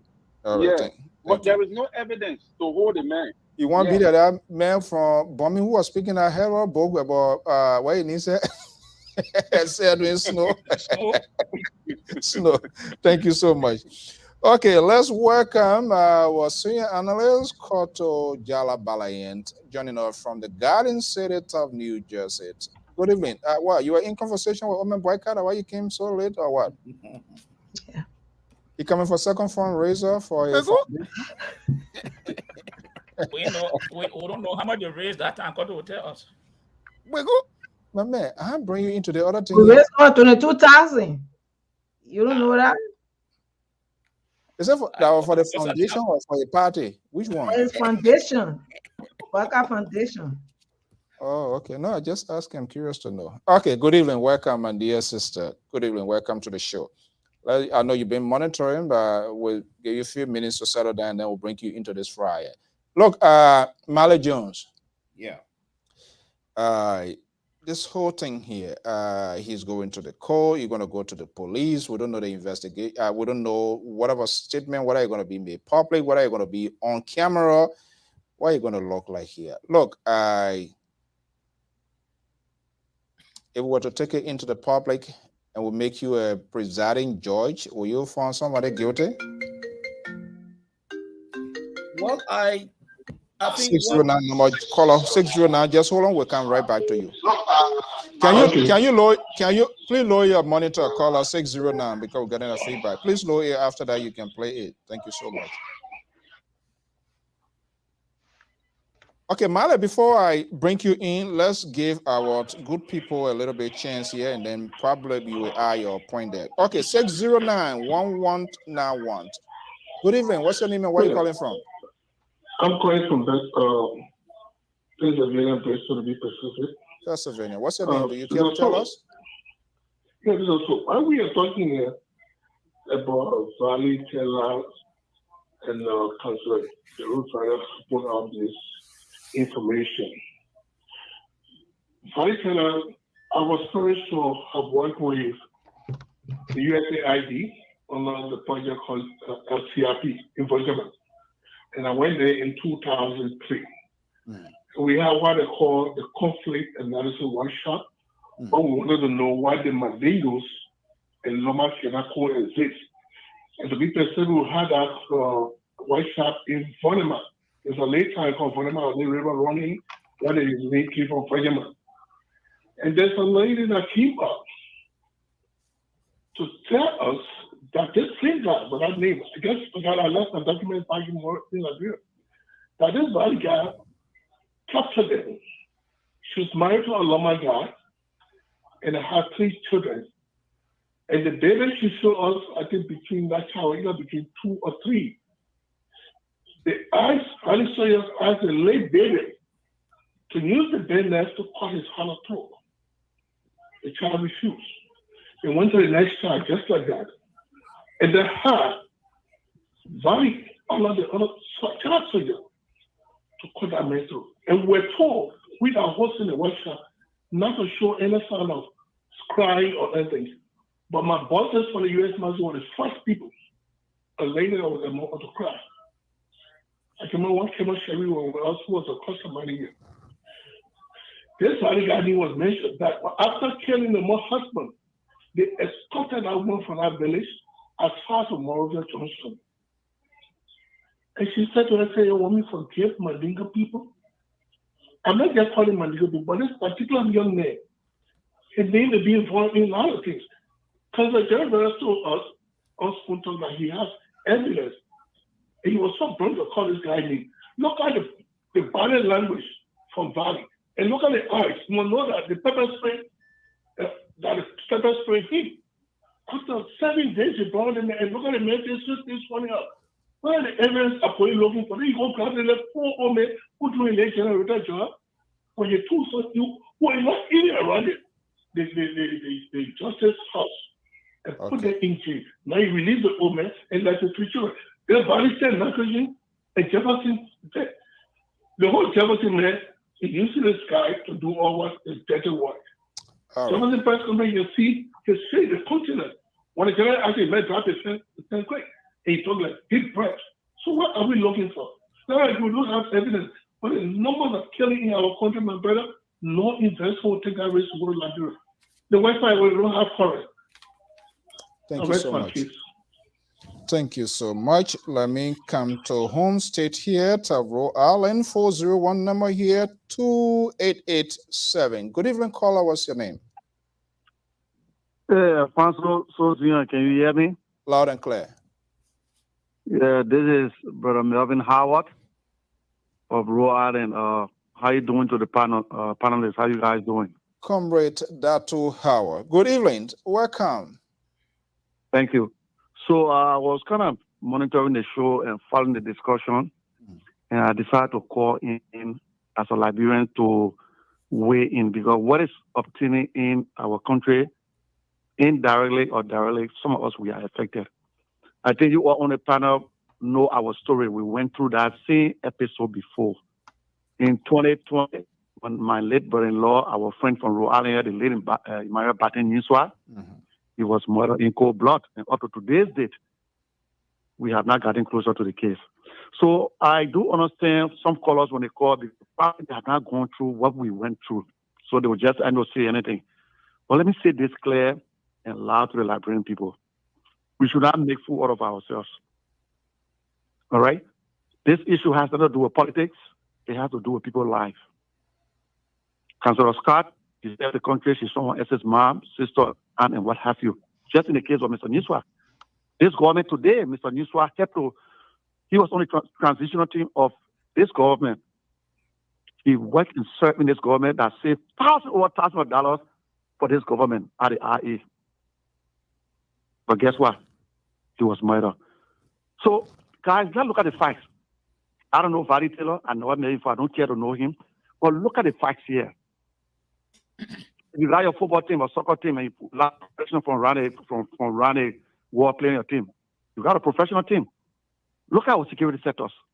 They are all infested with former escort and so-called quote-unquote generals, killers, like Ofori Dia, General Power, Sabato Dennis, Lokin Davis, Valley Taylor. You name them, go to the security sectors. So who you think will be carrying those mass murder and things? Who you think doing that? Guys, it's common sense. Very common sense. And we say today, I say to the VOA Jean Body and I say to Liberian people, the death battle news of murdering and the very police we talk about today tried to flip the story around, say he opened door, he was drunk, he fell when Justice Minister read it. That was a lie. Where's the investigation today? So guys, we should not say things because people want to defend the government against the government. It has nothing to do with defending the government. Our country has been infested with terrorists, I call them. Why get a position in the very security apparatus? What do you need General Ofori Dia to go do what? Sabato Dennis. Are they general? Are they veterans? Those are killed our people. Then you take them and bring them in. Look at the city hall. Infested with a lot of killers. How you think because a brother was said where myself sitting there, I got a lot of information. People talk and tell people. Morris a small town. All right? So guys, let's be fair to ourselves. All right. It's wrong. These guys need to stop. They know what's going on. What are the body language to the press conference? But the fact of the matter, once our government can incorporate bunch of criminals, war killers, they are not veterans. So I rest my case because when I talk about the issue, I get emotional. The late Niswa was murdered. And guess what? Let me say this to the public. Niswa, they hit Niswa to his head by 6 a.m. Liberian time. I was the first person to call in Rhode Island for the family. Monitor the activity, they took him to JFK. All right? Guess what? When the police came in, 6 a.m. Liberian time, the police came 2 p.m. at the crime scene. And lastly, we don't have a police. That's partisan police. I want Labrador 2019 before Niswa died. I was on a freeway going. You know, for me, I know even the Patrick Sedu, I know him very well. He disgraced himself. Very disappointed Patrick Sedu. He won't answer a question lying. Why lie? Because they're all federal Jefferson coaches. So I was in this car, the front plate, the front of the lesson plate, only the back of the lesson plate. The 2 police officers on motorbike. They ran behind the taxi, the car in, and they stopped the car. Guess what I saw? I had a picture, I had a photograph. Our police officer in CDC beret. So it's your poor war. So what a man, no lesson plate. So I said, no, if you only get up on a car, for party to do over Boston, I said, get up from my car. So you don't have a police. Unlike the army, they are professional. They are a bunch of rebels. Those professional police officers do not give a chance. But they infested the police, the city hall, the DEA, the NSA with a lot of chaos to the UK of post security. Chaos are killed for doing the war they call a veteran and general. I thank you very much. Comrade Datu, thank you so much. And the reason you see me pause here is, you know, as a facilitator or anchor, I do not intend to incite my emotions or feeling into this conversation, but sometimes something kicks in. The late Batin Nyenswa house is less than 2 minutes away from me. And I remember when he passed away, his son and my son went to the same school. And my son asked me a question based on what his friend, because in the same class, based what his friend told him. And I found it very difficult to ask. Oh, Daddy, my friend Emery told me the government killed his father. Is that what you guys do? And I got frozen because I have no answer for that question. And so sometimes when it comes to people, I mean, we are all human beings. You can be wolf blizzard. When you know somebody, I mean, you know them good. Whether we are still friends. And, you know, it's a very difficult thing. The Melvin himself and all of that. And that's just kind of hard. But here we are today. Jones, carry on, and then I'll bring in Koto. Yes. First of all, I want to console Mr. Howard. You know, issue emanating from our society today is quite pathetic, you know. And sometimes it takes our emotion by surprise, and it's like we become virtually helpless people in our country. But when it comes to the legal ramification, I think if the case should go to court today, either by the police or whosoever, I think we'll be playing around a lot of circumstantial evidence. That's the first thing. And secondly, Jerome was not on the spot to gather the evidences. So he got the evidence through a third party. That also questioned the validity of some of the evidences. So the case now actually is very complicated. It's very, very difficult right now. Then the issue you just brought in, Mr. Moderator, about a stakeholder meeting to see how they can boot this guy out to the back door. You see, I don't think that's the solution. It happened with Italy top government officials when the Manisky came out. They just announced We never saw the evidence and made a whole lot of analysis. They got on the loose and they are being celebrated for such a massive corruption around Liberia. That's also sad. I yield. Let me go to New Jersey and get some hot pepper here. This cool weather here.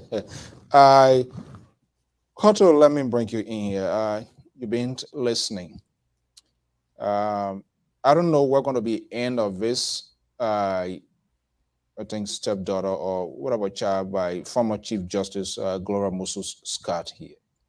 I don't know whether this is going to be the turning point because we have had a conversations over and over with other cases, death, inconclusive, conclusive, depending who you talk to. When you talk to the other side, they say, well, decision was talking. When you talk to the other group, they say, well, nothing yet.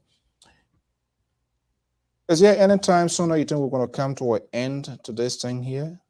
Or do you think with this other case here, will we come to a comprehensive conclusion where everybody will say, yes, I think the truth is out there? Do you think so? Thank you very much, Mr. Sword. I want to say thanks, to you all, my colleagues, panelists, and the people of Liberia.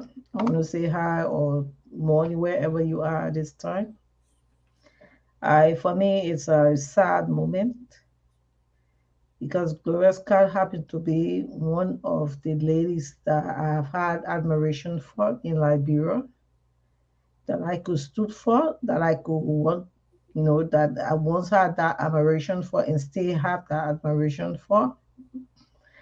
She and the Dr. Kanaka always like, to point at them when it comes to women of integrity in our country. It's a sad moment because I know I go with Justice Scott for a very long time. She happened to even love my daughter. She always asks for her. And seeing her daughter, murder in such a condition is a sad moment for me. And I just want to say in this public manner, I want to extend my sympathy to her because there have been no time that she would see me. I thought she would have forgotten me, being in a high position. But when she saw me once, she says, asked me, oh, what our baby, that brought me to the mind that she still have people, on mind.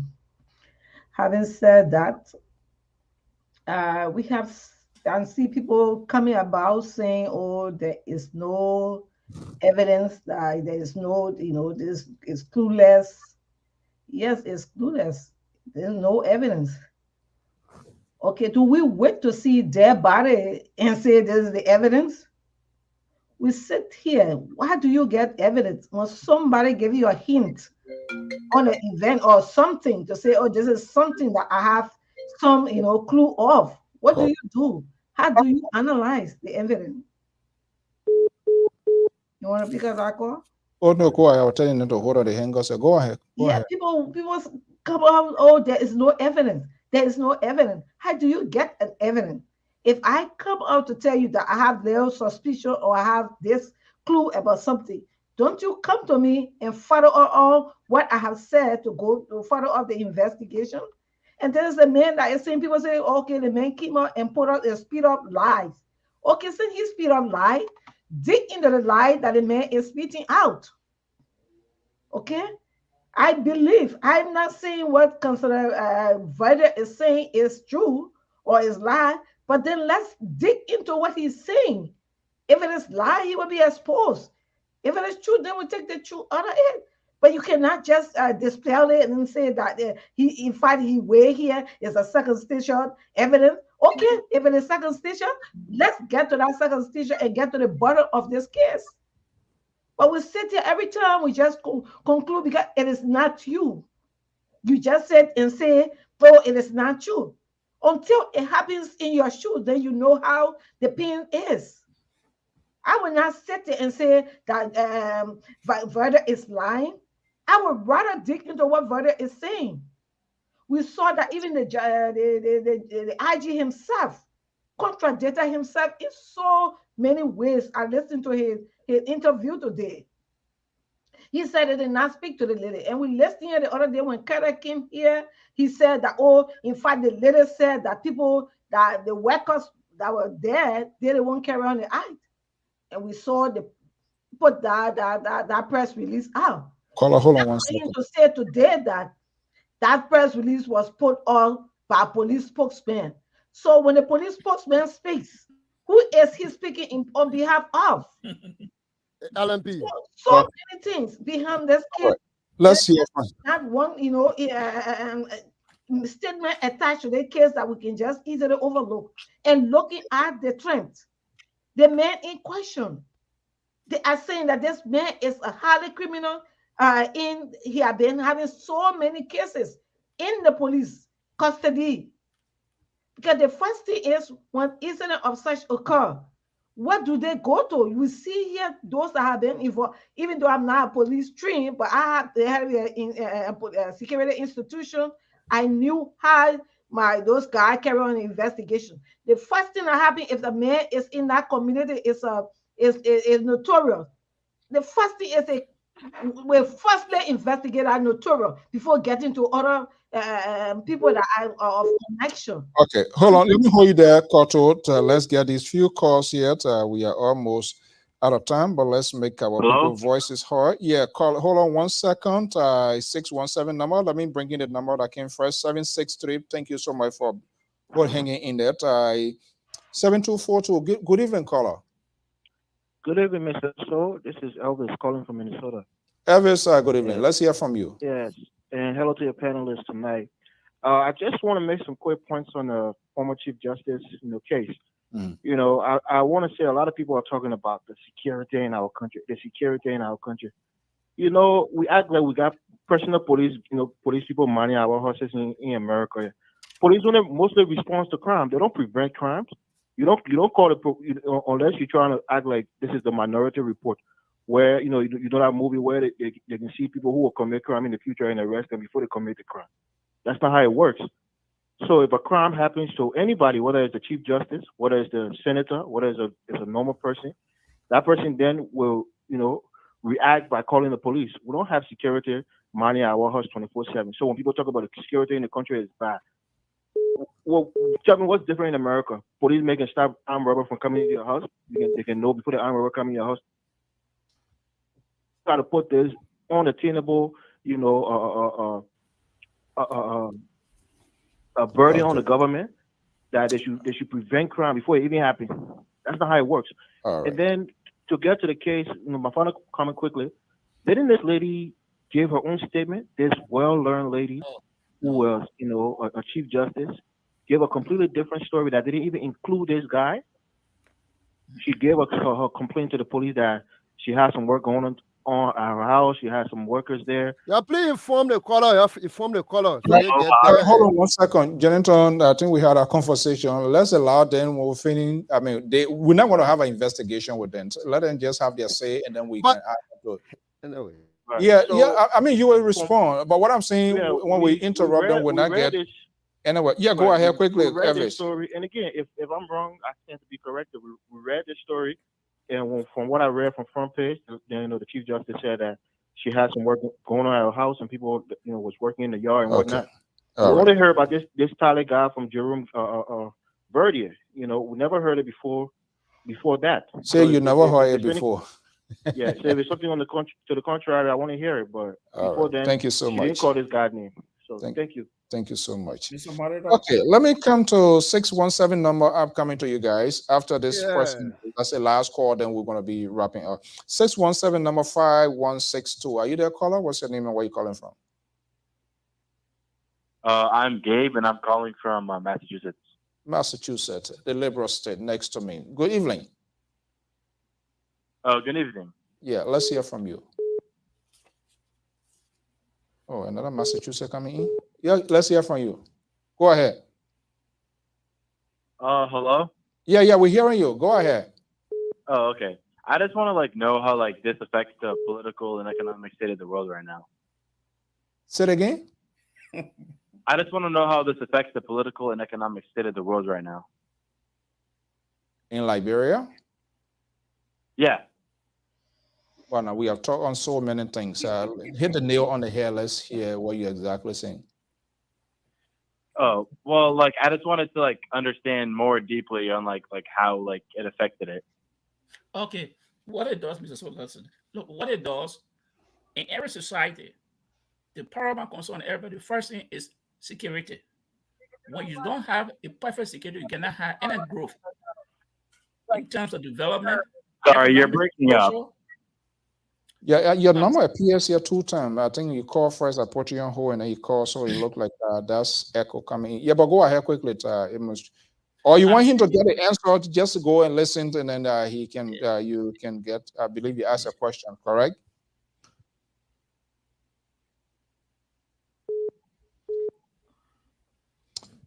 Oh, all right. Hello? I don't know what I should continue because I was in Yeah. flight. And I didn't Hello? find- Hello? Yeah. What's your name? Hi, my name is Thomas. I'm calling from North Carolina. North Carolina. Let's hear from you quickly. Go ahead. We're running out of time. Yeah, I think like one of the previous callers said, I think the issue with the former Chief Justice is just an addition to the list of all these killings that we have had. But for me, I think the bigger problem that Liberia is going to face is that where do we go from here?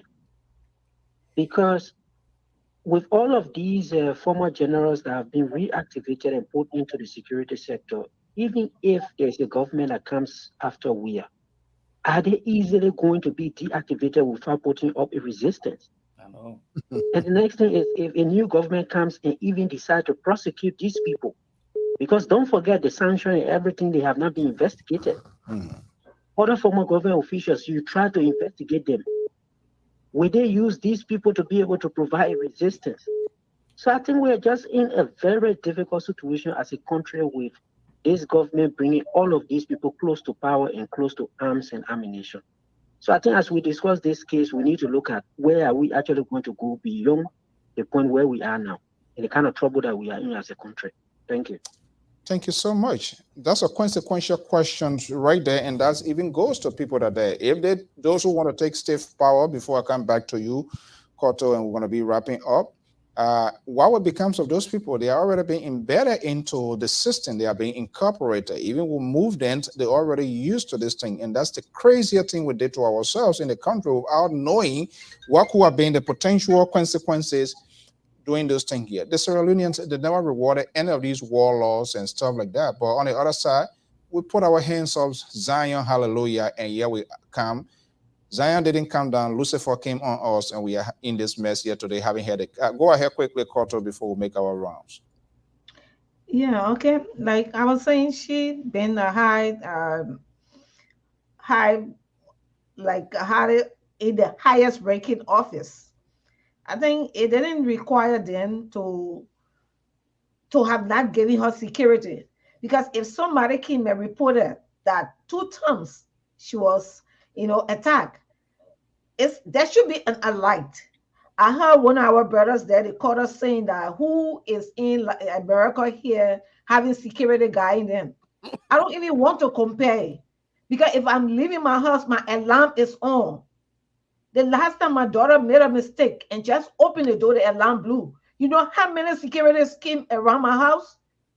But I told you fire service were here, police were here, and everybody just for the alarm. So you don't even want to go there to say how many security. I don't even have to be a security in my house. So you don't compare that. But if a lady came and lodged a complaint 2 times, there should be a light for her, knowing her that she has served the highest position in Liberia. Why don't we respect our past officials? I mean, she should be then. If you did not want to respect the little man down there, she should have been given that high security to protect her and her family. Okay. And we say that this is not done for her. But I know that we are already called individuals outside of our country. And that with all here, because we are all called individuals outside and we're going to face trial. But I'm waiting to be called. I don't want to be called individuals from outside. I'm called Jara Balayan. So we want to face this thing because the people that are dying, we are not better than them. So we sit here, we're talking, and this is the reason why some of us come here to talk, to put stop, to these things. I'm protected, but those people are not protected. Now that's the case we have, and we already have the list of unsolved cases. Then we still keep debating on it. Listen, that's their closing. Unresolved cold cases here. So, guys, we are about to go. We are about to leave. There were a lot of things we talk about here. So, in the interest of fairness, USA time and Liberia time in a closing argument. As we talk this, we also make recommendations. So, I'm going to be putting two things forward. We talk about the Nigeria, and let's apply in our own case election. You can put forward recommendations of what you think is supposed to happen, and this whole case here, how it should go ahead. With this one going to be the turning point? I don't know. I have no idea because a lot have happened, and there are a lot of conversation here. Jonathan seems to be getting some information here, so let me just bring him. Probably you want to share some G's with us. Jonathan. You can go on two fronts. You want to start with the elections quickly? Everything condensed or into 1 minute. USA time. Yeah, 1 minute 30 seconds. I can condense it 1 minute 30 seconds. But let me firstly read the findings of the police. Preliminary findings from Wednesday night incident, which occurred about 9:30 p.m. as narrated by Madam Scott, revealed that a man who was part of a crew she hired to carry out some construction work at her residence remained hidden inside at the end of the workday while his colleagues had retired for the day. That was the Liberia National Police statement. Now, you have to listen to this carefully as I conclude. This later came out to refute the statement of the Liberia National Police insinuation that was not her statement.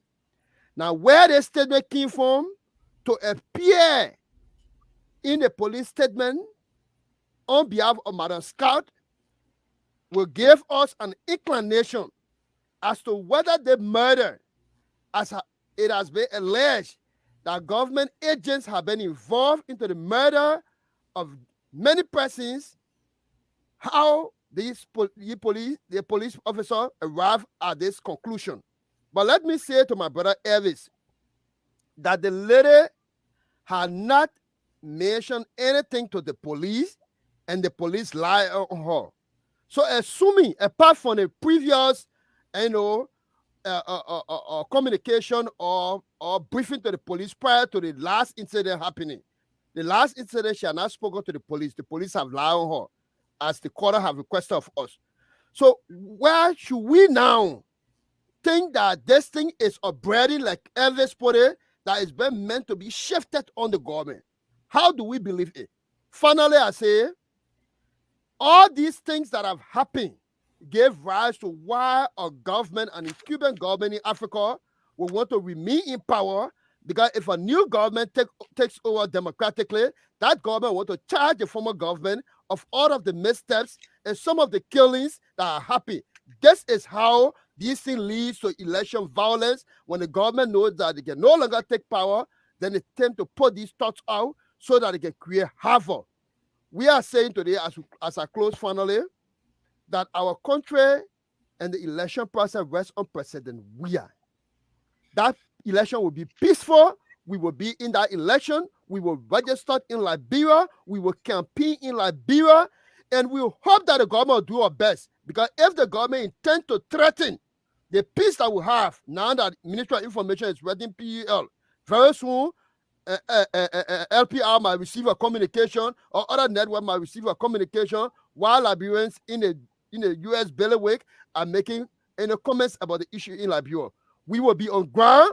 We will say this thing on the radio in Liberia. We'll say at the Intellectual Center, and we will change President Weah as being the only one-term president in this modern term. That we are committed to it. That we are committed Not to. the only person. So, Dr. Toto, are you committed to it? What will What's your closing statement? The closest statement, look, like some of the caller, they titled their opinion, but you cannot just sit in America, you try to compare security system in Liberia, they are family that are going through too much, like Melvin, when Melvin Koya, I must say I feel a little bit emotional because we're talking about somebody that I knew well, we hang out together. The very horse that they say he fell from, he died. I hang on in our house, So these are somebody I know. So when people come on the call, they want to call, they want to defend who they want to defend. It's up to them, but you should think about the feeling of your family, especially just it's out. What she went through after going through some terror. She took some attempt on her life. She reported it to the police, and look at what happened. But this is also to the political institution like Bureau. They should be asking themselves some of the critical questions.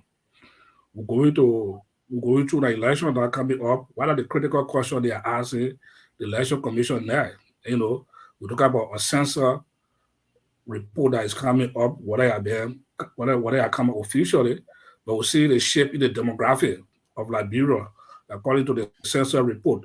Are those shape in the demographic worry the Bureau political institution in terms of you talk about migration from one location to another location to the southeast? What causing the migration? Is this only factor to sustain to support the electoral process? If the election commission going to use the census report to carry on electoral changes?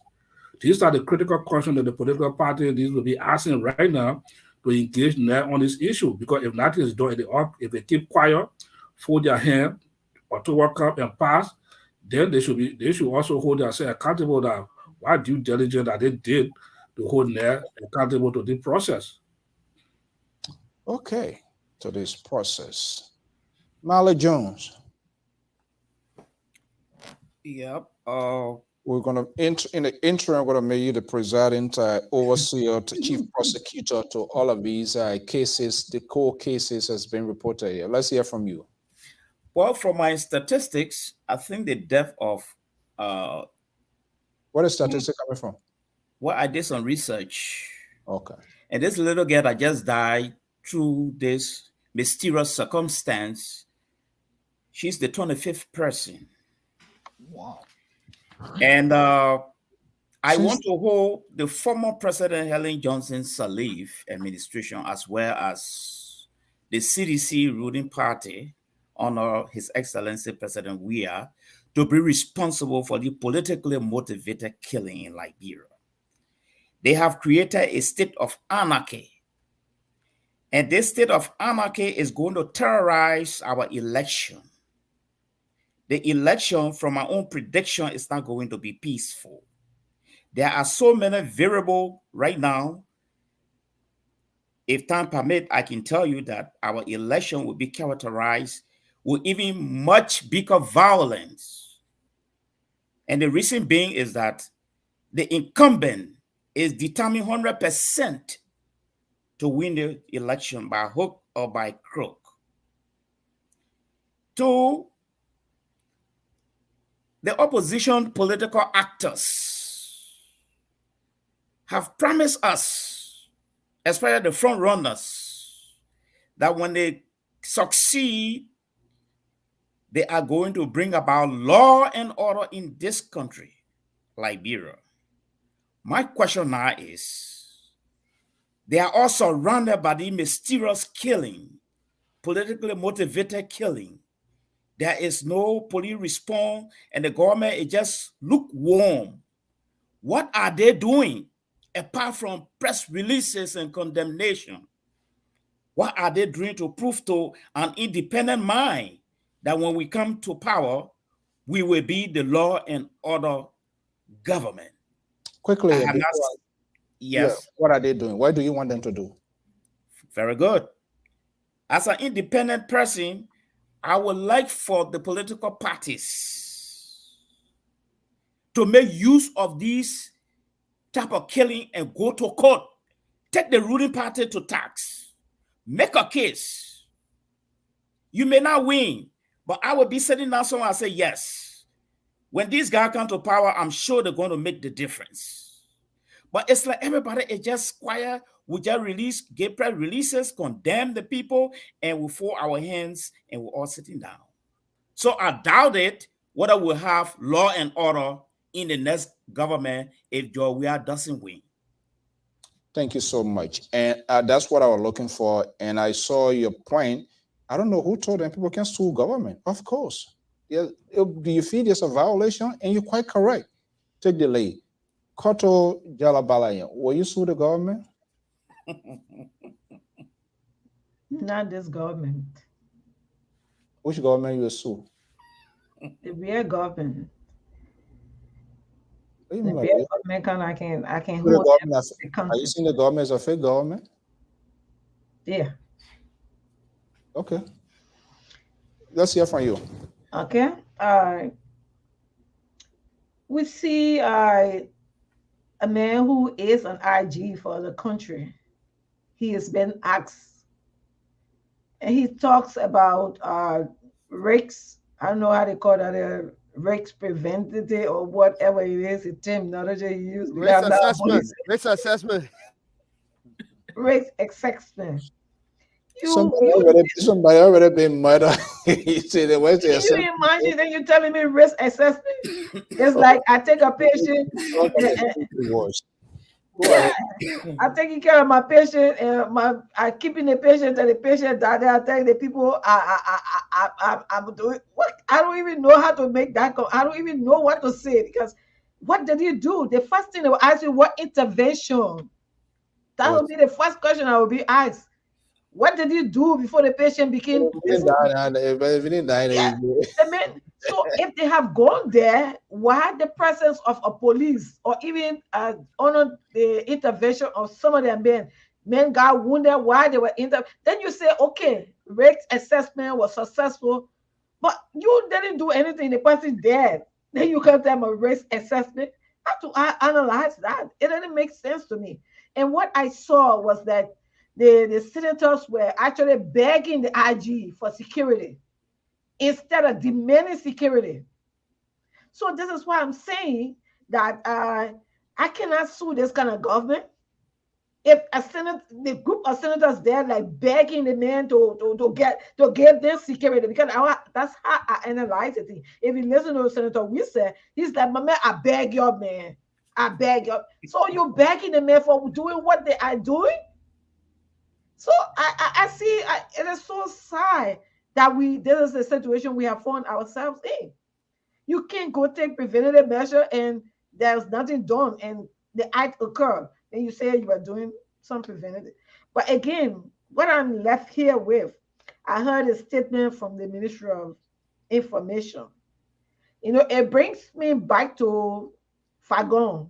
When Fagon was there, he did the same thing to Costa. They closed his station down. And I seen the same trend to the Information Ministry. I just want to warn Ledger who them. Like he asked people from the past. And we you know, people saying it and we taking it for a joke. I tried someone who saw what led to the death of Doe today. Some of those same trends are beginning to appear. Then it brings my memory back to, are we going back to those days?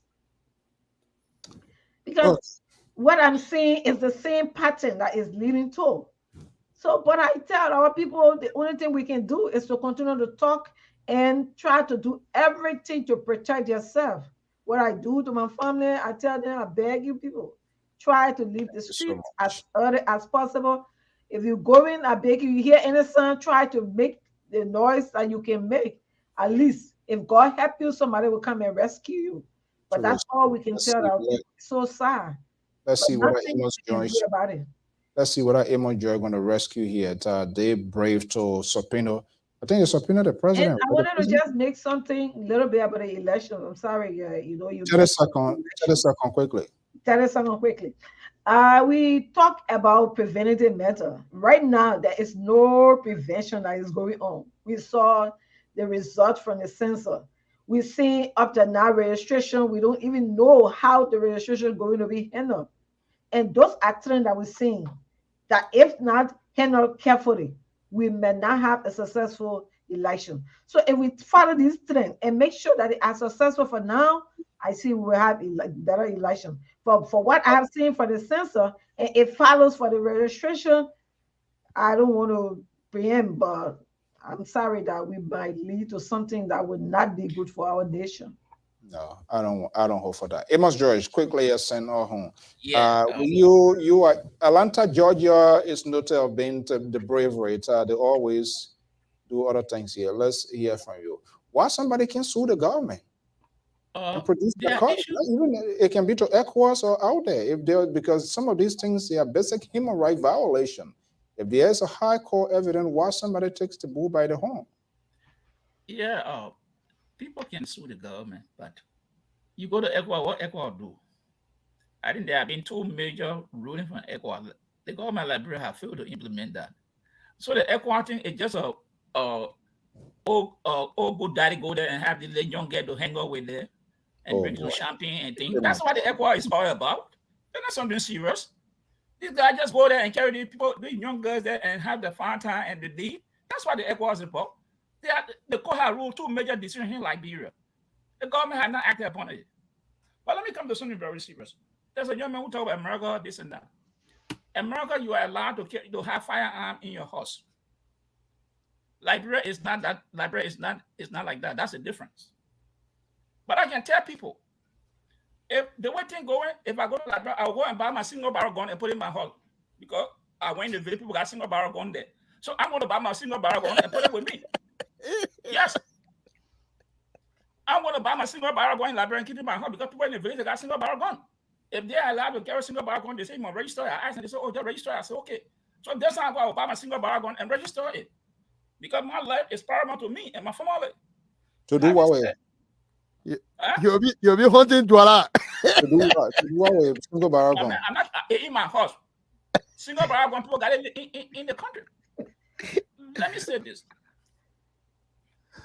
The police director, and I met this man, you're fine. I mean, I hate to say this thing there, but it's like you are tied in a system. I heard him. Here, the minister out there one time, they said nobody is allowed to carry arm. No exception. Yesterday, they said the police director said, "Hey, I got my arm. I'm a training guy, so I'm allowed to carry arm." They asked him yesterday. He said, "No, we got an arm from the man. The man left us, but we got an arm from him last month or so."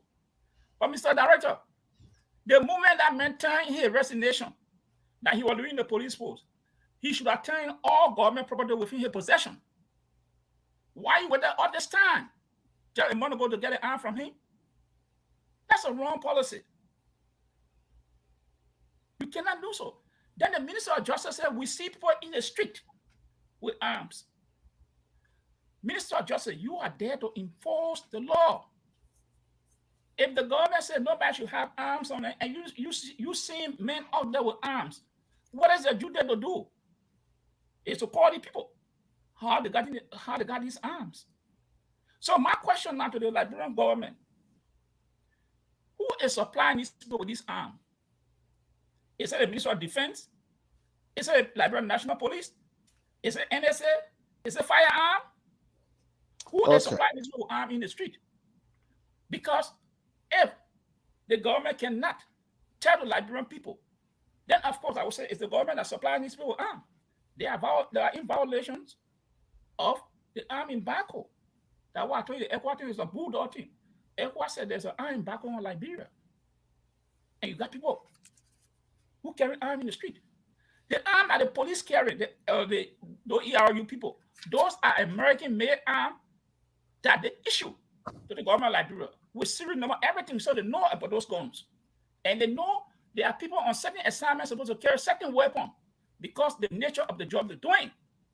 But when you got everybody in the country alleging they're working for government with arms all around, then where is the safety of the people? How can I guarantee? Let's leave it there. Leave it on this note. So my brother, you will say government this and that. I'm sorry. Liberia Thank people are you so not much. allowed to have arms in their homes. So the government Okay. is going to provide security for all these people. On the election, I'm saying election is not rigged on the day of the election. It's rigged 1 year before the election. This censor now, the opposition have to, if those numbers coming or if it is true, the opposition now have the right to go to court and say bring in the raw data from the feed so we can compare the numbers. But if All we right. don't do Tomorrow it, evening we will ask guys. your. Tomorrow we're going to ask ANC Joseph Boyka, Liberty Party, what his name, and Tiawan Gonglo guy to The bring Civil Society. the civil society. I don't even know what I would get a civil society because Okay. they are not a bulldog without no teeth. Well, guys, ladies, photo is better late than never. Gentlemen, thank you so much for your time, for your company this evening. Eduardo, we are just close to phone line, that's why, but hopefully you can pick time. Guys, I want to thank you so much for your expertise, your conversation here this evening, as usual, giving back to the country. That will make it crystal new here. Everybody here we don't have the money. Everybody are volunteering. Anybody taking pay here? No. Paying anybody here. They're the one giving. They're the ones even supporting this network to help our folks back here. So we are not, paying anybody here. Thank you so much. Have a pleasant evening. Find a friend like me. Let me move the paper here. You're full of trouble. Let me let him go. Okay, guys. Thank you so much to our many viewers, listeners, followers. This is Liberia Public Radio. Mr. Goyat, we wish you well. Hopefully, get better. I know he painted down the play here. The doctor told him to read the poem from away. So he said, I just watching. Yeah, watch. We wish you a good and speedy recovery. To our many viewers, listeners, and we want to thank you so much. Your comments, your interactions, and those that call in here. We say thank you so much. This is what we represent. This is what Liberia Public Radio is all for.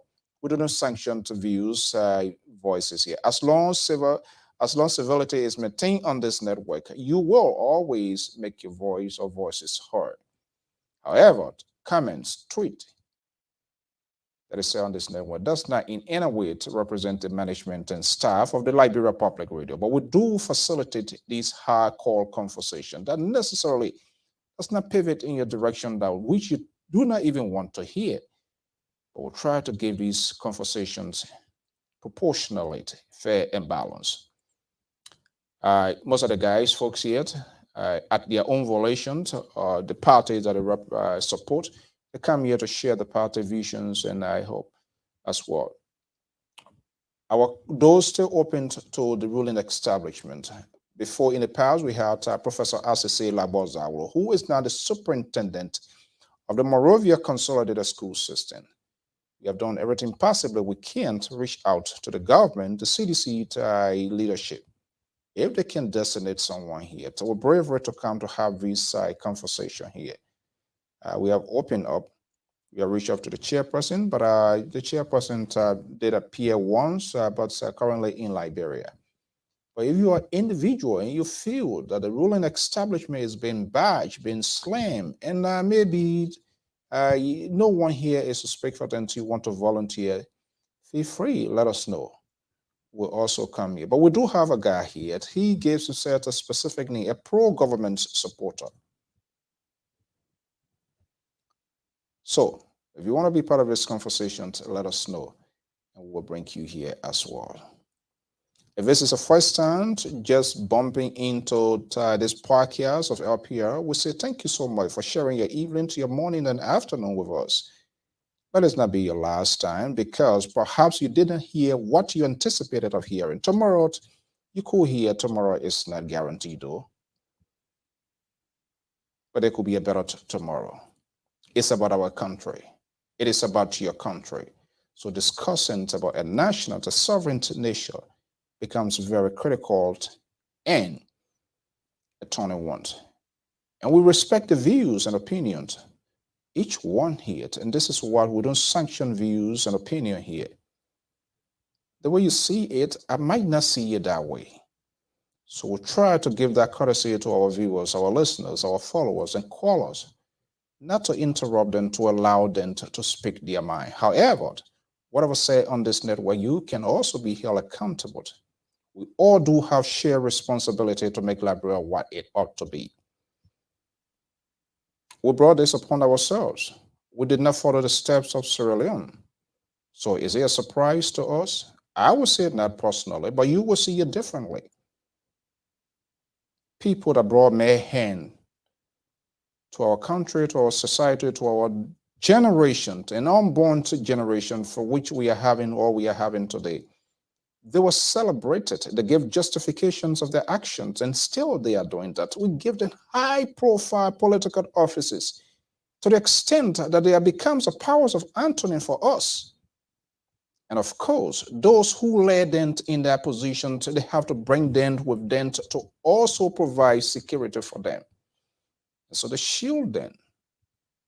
They welcome them because potentially they could do their dirty work. Interestingly, the politics in Liberia has become so polarized, so divisive.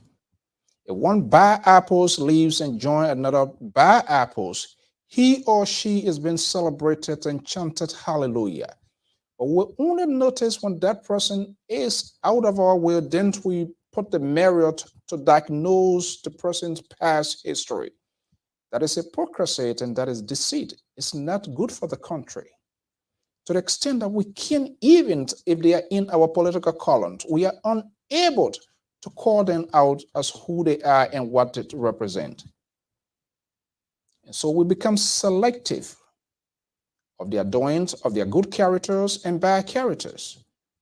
When they come our way, they are good. We intend not to hold them accountable. But when they go in the column of Mr. A, then we celebrate them. This is not a Liberia that we want to have. This is not a Liberia that we want to make. We are now sounding their warnings here at Liberia Public Radio alongside with the panelists and youth that agree with us. And we also understand that people would not agree with us. Are we having enough conversations right now about our country, the future of the country, in such a consequential election that is ahead, seeing what is unfolding in Nigeria? Is the system? Is there a way that we can have a conversation to make the election much better? Or are we willing to manage crisis when we are not noted or good at managing crisis? Prevention is better than cure. That is not happening. Are we creating the voter education, or are we waiting for election commission because it is the institution empowered to carry out some of these responsibilities? What becomes of us as citizens? What becomes of us, our future, if we all failed to do what is right? We all have a responsibility to make what it is. Elections is an ad hoc process. It's a temporary stuff. Right after the elections, that's it. Do they really need that money they are requesting for? Or is it a recipe to create some sort of drama or chaotic situation?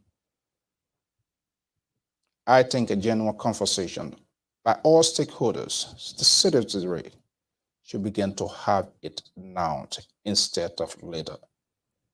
That happens, the courage, the conviction. If we can just put out a government of liberalization policies for the good of the country, that would be good. There are some that I would say having the true confections on some of the bad things when they were part of the system. They defended the system to the core belly. Yes, it's good to come out now to say it, but have they apologized of all of the wrong actions, wrong defense line they were putting out and defended the government or the oppositions of some of the wrong? Are they willing to testify? Are they willing to admit of wrong defense, knowing what they know now? This is why it's so crucial, it's so good, and so important that those even that we support must begin to ask them questions of substance, not of our sentiment, not of our emotions, but for the good of the country and for your unborn generation. Until that is done, we have a better Liberia. It is never too late to have these conversations. Both the government, the opposition, and those who want state power, they all must come clean and tell us exactly what they represent, what they hope to do, how they intend to do it. And we, as a facilitator of anchors of these programs, it is not our responsibility to incite our emotions, our personal feelings, but to have an open conversation about our country in order to give the electors and the citizenry a better understanding of the country and how they can make some consequential decisions. The media is not for the government, it's not for the government. It intercedes, serves as a conduit to educate, to inform. I am not responsible to tell you which way to vote, how to vote, but I will tell you the ups and downs, the good sides and the downsides of your decisions, and create that conversation to give you the awareness. And that's exactly what we will do and we will continue to do. We shouldn't be the one to influence the decisions of the people. We should create an open conversation thereby no one will be left behind. No voice will be sanctioned. All Liberians have the right to think, discuss about a country, not necessarily the way you want it. And so this is where the persuasion method comes in. If we are able to persuade people why their decisions is bad, instead of driving them away, we will do our country much good. Until then, I am Alfonso Ziensot of the Liberia Public Radio. On behalf of the analysts, the panelists, and you, our valuable listeners, followers, your comments, your tweets, we'll go back and read these things and it help us to make our arguments in having these national conversations. Join us tomorrow, Wednesday, the May week. All things considered will be coming right here on the Diaspora Informative News Outlet, Liberia Public Radio. Until then, have a blessed evening. Bye-bye.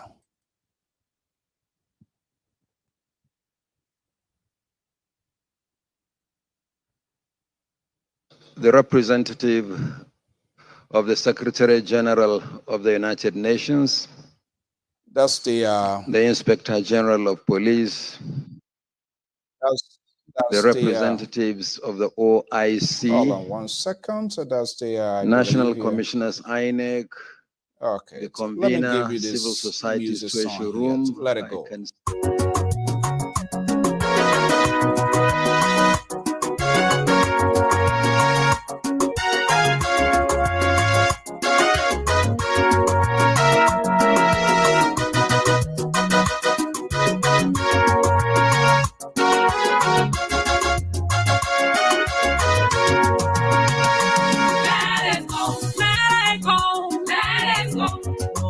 Go. Let it go.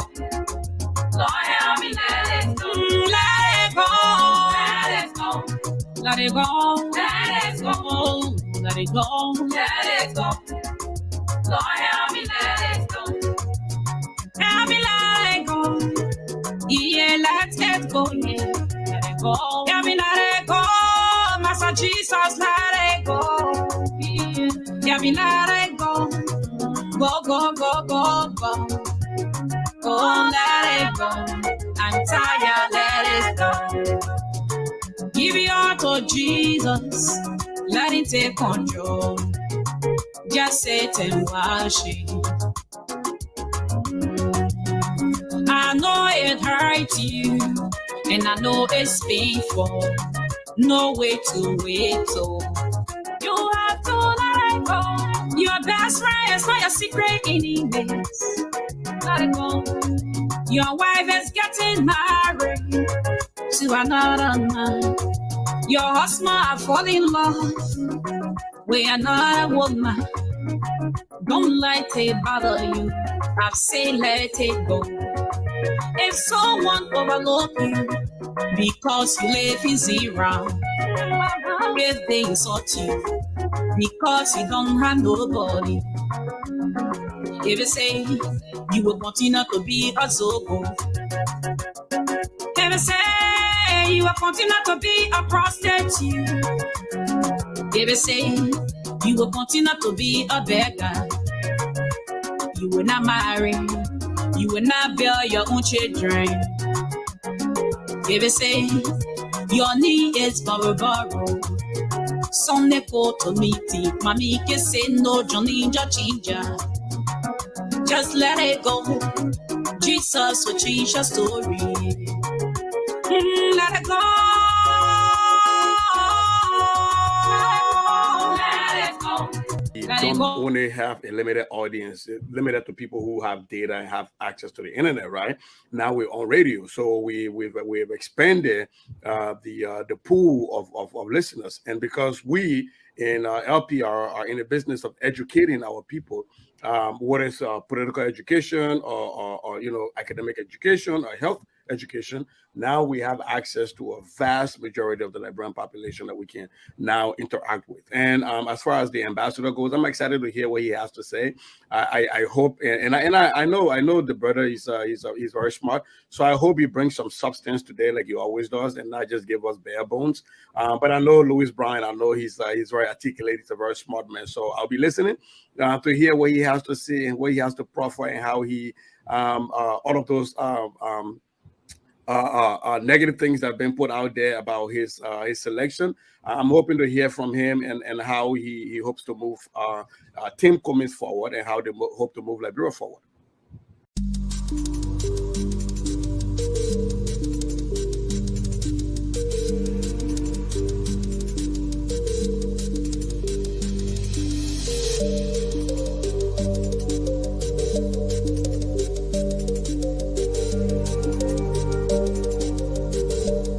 Government, it did not meet your core values? I resign. Before I resign, I issue a 13-page press statement. It's on the internet. If you check, you'll find it. And then the president subsequently called me back into government because at that time, she had sent all the cabinet ministers home for 2 weeks compulsory leave. I was one of those that she called back.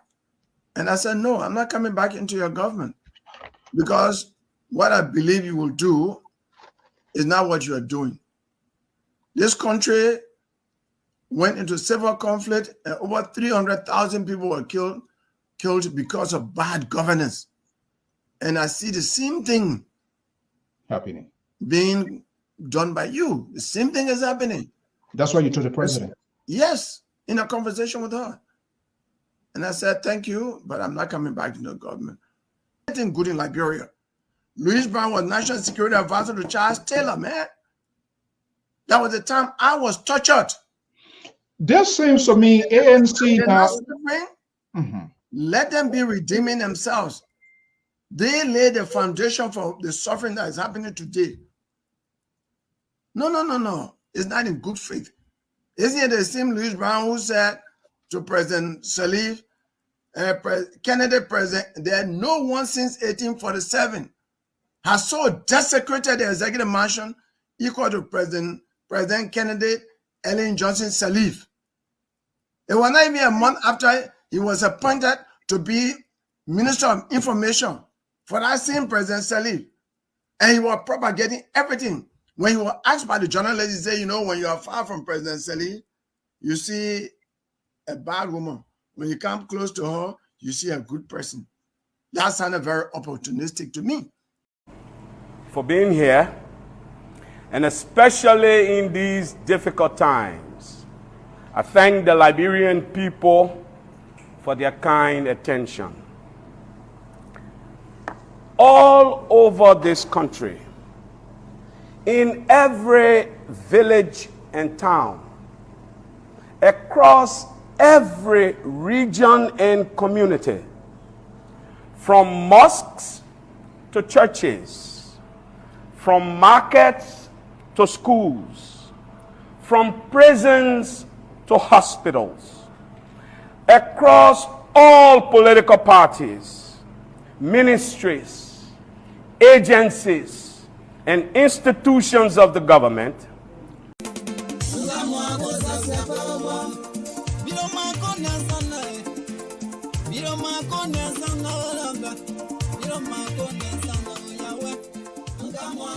do you want to share your events with the world? Why not contact us? We are Liberia Public Radio, LPR. We are the specialists in advertisements, commercials, radio and TV services. We have the professionals that can help you sell your products and provide live coverage of all events, such as weddings, conventions, graduations, reunions, anniversaries, sports, birthdays, baby showers, religious activities, funerals, and many more. Take your phone right now and call any of the following numbers: 682-433-8802, 267-648-6089, 484-786-3337, or 916-533-2048. Our customer service representatives are waiting to take your calls and give you the needed assistance. It is LPR, the home of excellent media services, and your friends in business.